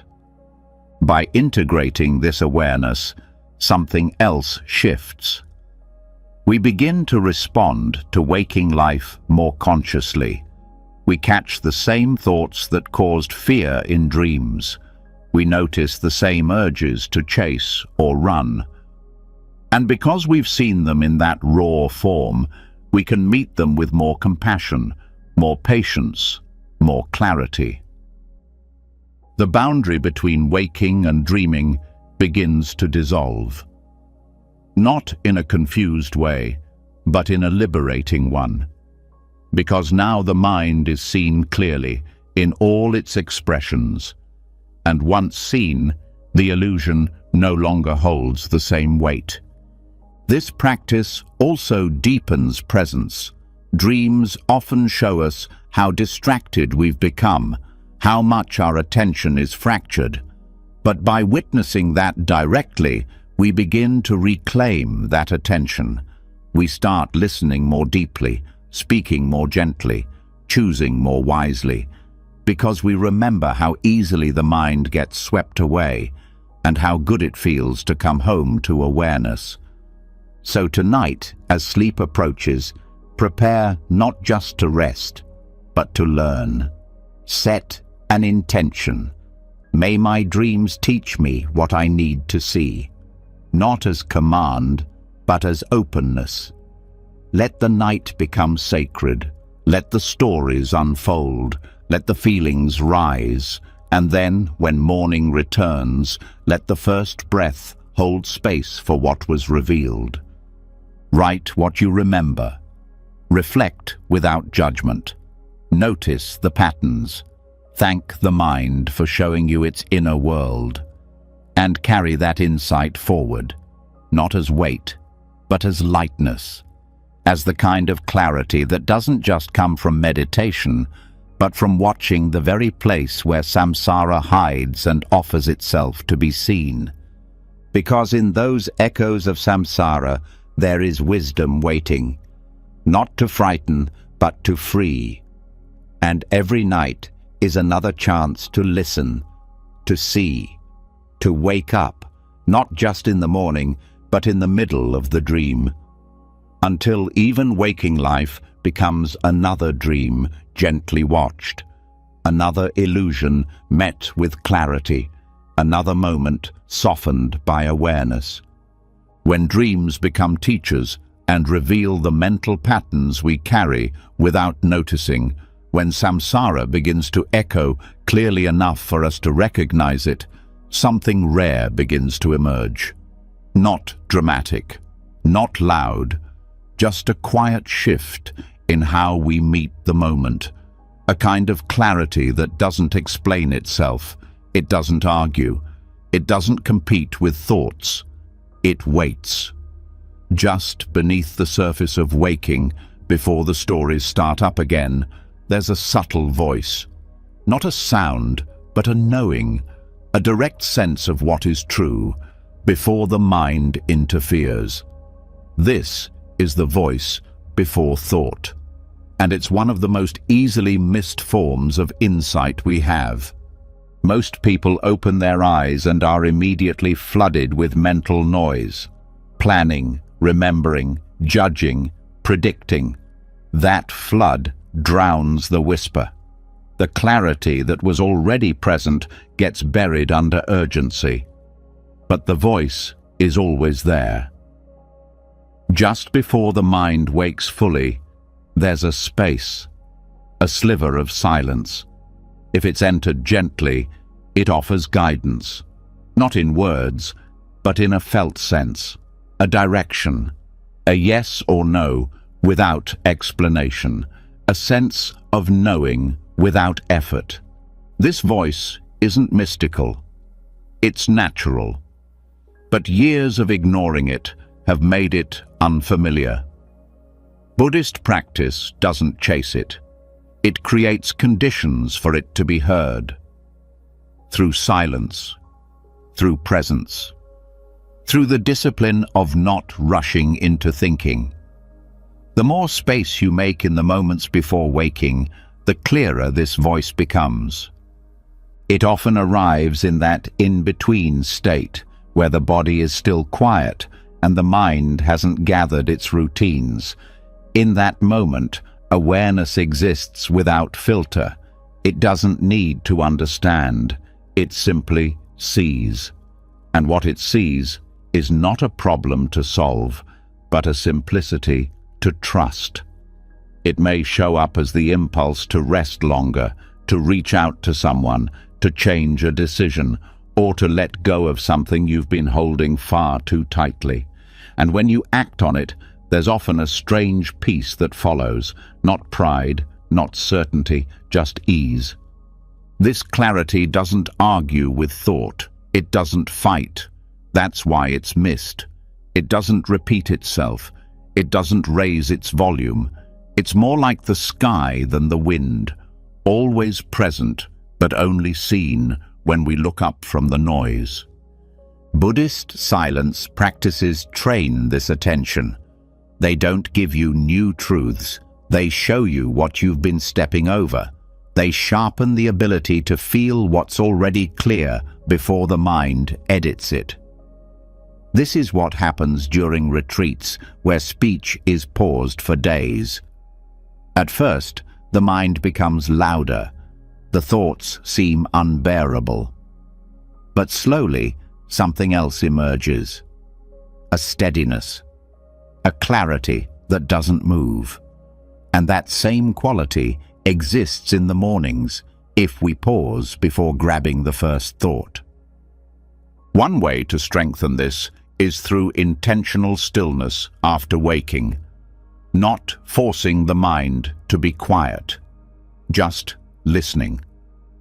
What's here before thought begins? What is already known before explanation arises? That listening requires no judgment. It doesn't need to make sense. It just needs to be sincere. You may find that this voice carries qualities you rarely associate with your normal mind. It is calm without effort. It is gentle without fear. It does not panic. It does not justify. It simply reveals. And the more often you listen, the more clearly it speaks. Another way to attune to this clarity is to notice the difference between reaction and recognition. Reaction comes fast, with energy and emotion. Recognition feels like it's always been true. It doesn't come with tension, it comes with stillness, and when met with presence, it begins to become the center of your decisions. This clarity also lives in the body, not in sensations of pain or pleasure, but in the subtle alignment of attention. When you're listening to the voice before thought, the body often relaxes. The breath deepens, the eyes soften. These are signals, not guarantees, but signs that you're moving closer to center. Silence is not about removing sound. It's about removing resistance to hearing. Buddhist silence isn't passive. It's awake. It's an active turning toward the moment, without needing it to become anything. And in that state, the voice before thought becomes easier to detect, because there's less debris in the way. This clarity doesn't arrive with full sentences. It doesn't explain its logic. It's more like a compass than a map. It points. It doesn't predict. And the trust required to follow it must be built over time. The more you act on it, the more you realize it's always been reliable. Not always easy, but always true. Some people confuse this clarity with impulse, but they are not the same. Impulse is fast, emotionally charged, often laced with craving or avoidance. The voice before thought is slower, deeper, and free of agenda. It arises when the mind is not reaching for something, but resting in something. This voice is available at other times too, not just in the morning. It arises in pauses, in the quiet after an exhale, in the stillness before speaking, in the breath before deciding. But the early morning is often the clearest window because the self hasn't fully reassembled. The defenses are down, the thoughts haven't picked up speed. That's why training to listen in those first few moments is so powerful. Letting this voice guide your day doesn't mean abandoning thought. It means grounding it. It means allowing clarity to lead before analysis fills in the details. Thought becomes a tool, not a master. and you begin to make decisions not from pressure, but from peace. This practice also reduces regret, because the more you listen to this voice, the less often you betray yourself, the less often you ignore your own inner truth. And when you don't betray yourself, you don't carry the same weight. The mind becomes lighter, more stable, more sincere.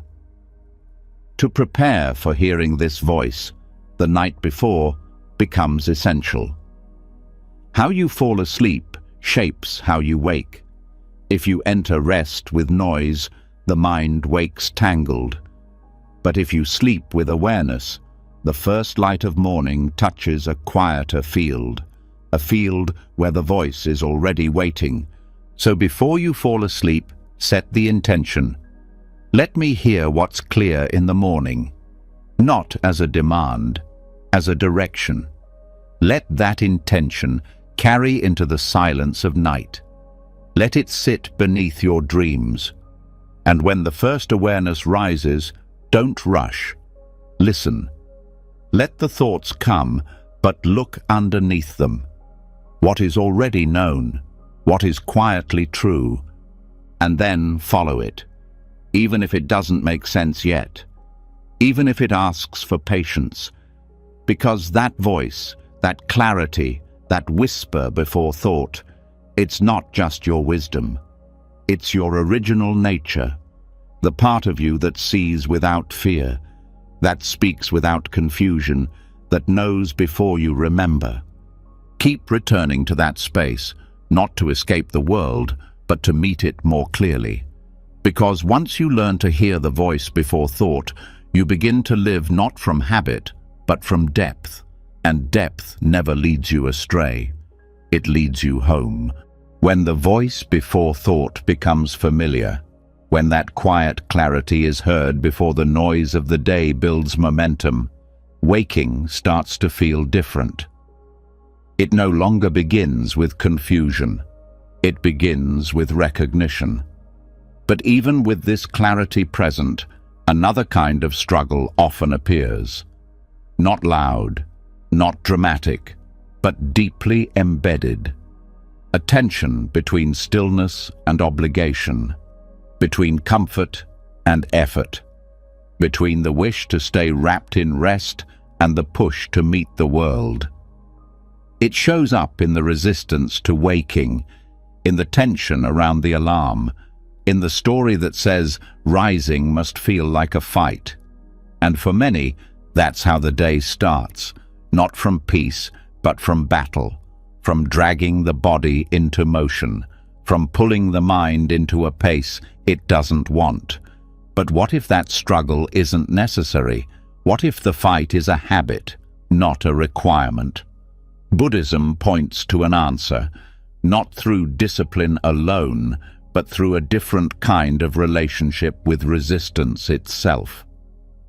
The alarm clock isn't the problem. It's the internal story about what waking means that creates the suffering. The belief that waking is an interruption, that it steals comfort, that it signals the end of peace and the beginning of pressure. These ideas aren't facts, they're patterns, and they can be unlearned. Buddhist practice teaches that suffering arises not from what happens, but from how we meet it. And that includes the first moment of waking. When we resist the moment, we turn neutral experience into pain. The body feels heavy, not because it must, but because we reject its slowness. The thoughts feel overwhelming, not because they're dangerous, but because we try to stop them. The alarm becomes an enemy, not because of its sound, but because we frame it as an attack on freedom.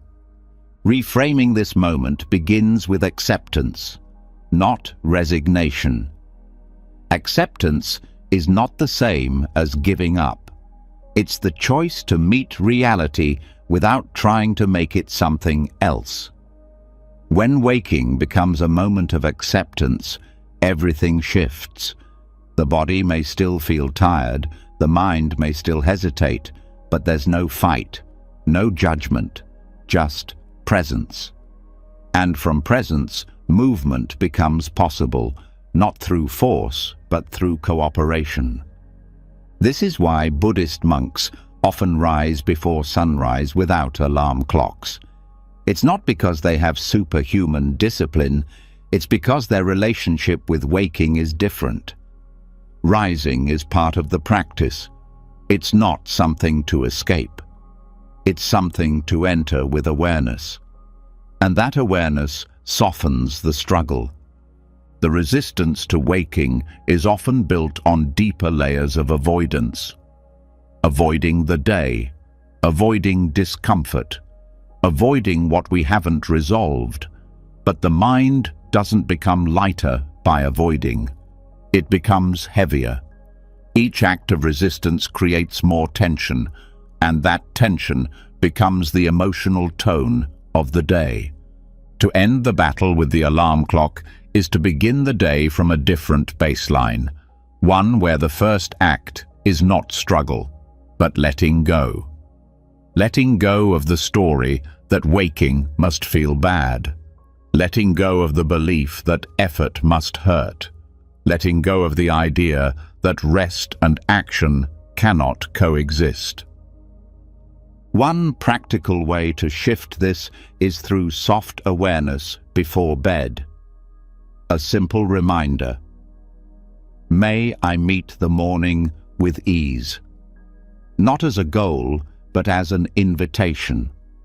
This primes the subconscious. It prepares the nervous system. It sets a tone. Another way is to let the body lead. When the alarm sounds, pause. Don't rush. Don't think. Feel the breath, the warmth, the stillness. Then move slowly. Let waking be a gentle unfolding instead of a forced transition. This changes everything. It tells the body it's safe. It tells the mind it's supported, and safety is what dissolves resistance. Breath becomes a key part of this practice.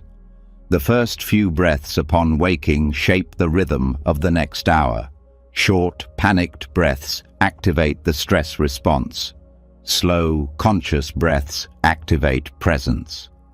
By anchoring in breath, the body begins to wake naturally, even when the mind is still catching up. Buddhism doesn't demand that we love every moment. It teaches us to meet each moment without clinging or aversion. To neither push away nor grasp, just to meet. When waking is met with that attitude, even discomfort becomes workable. Even tiredness becomes part of the practice. There is no need to pretend it's pleasant.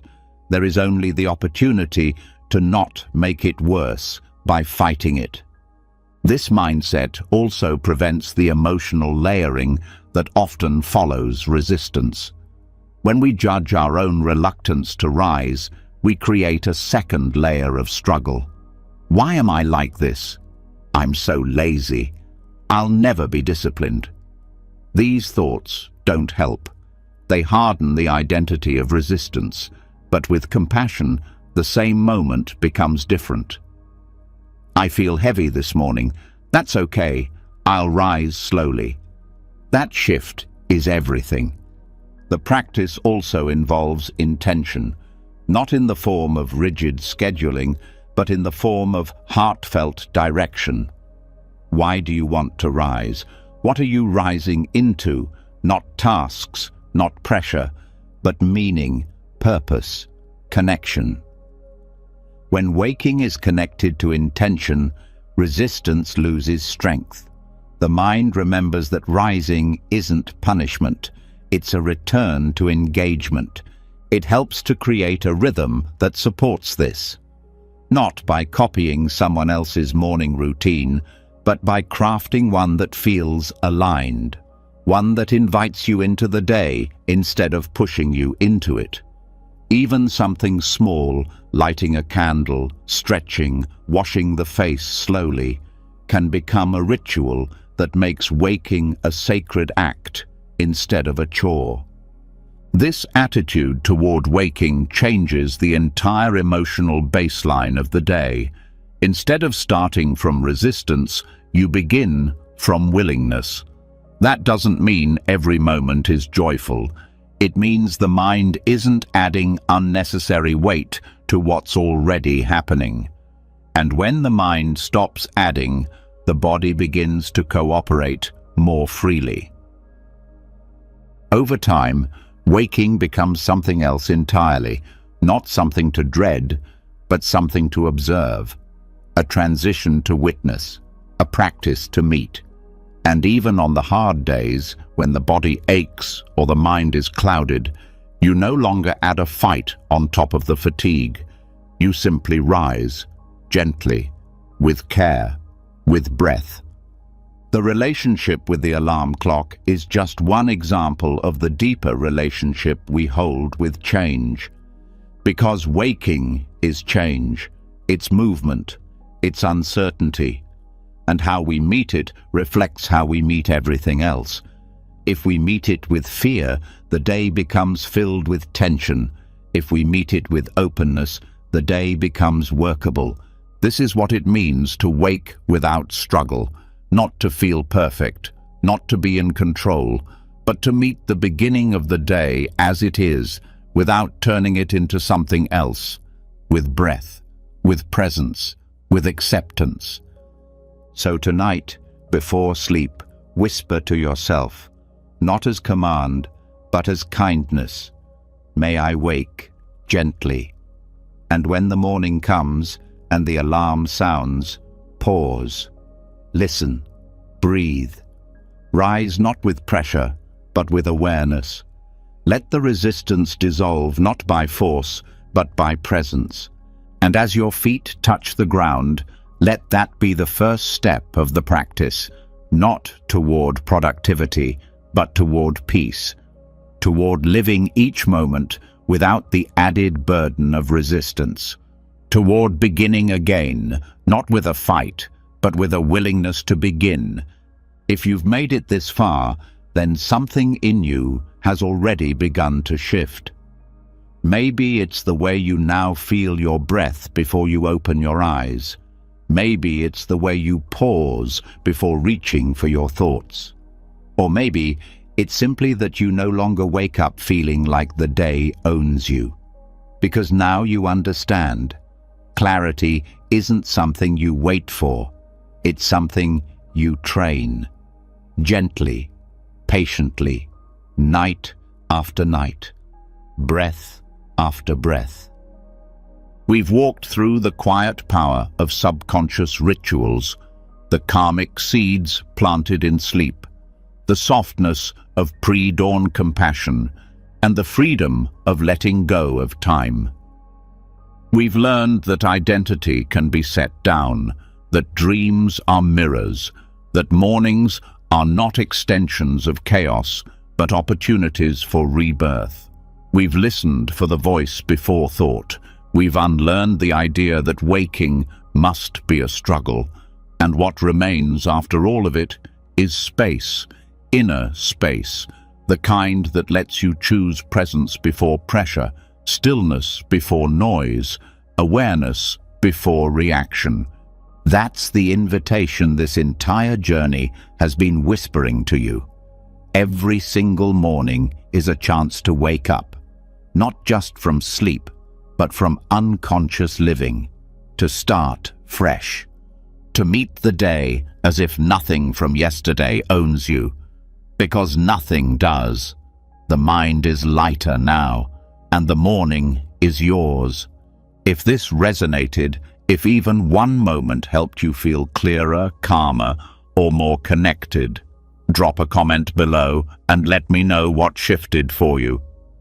What practice will you carry into your morning? What clarity surprised you?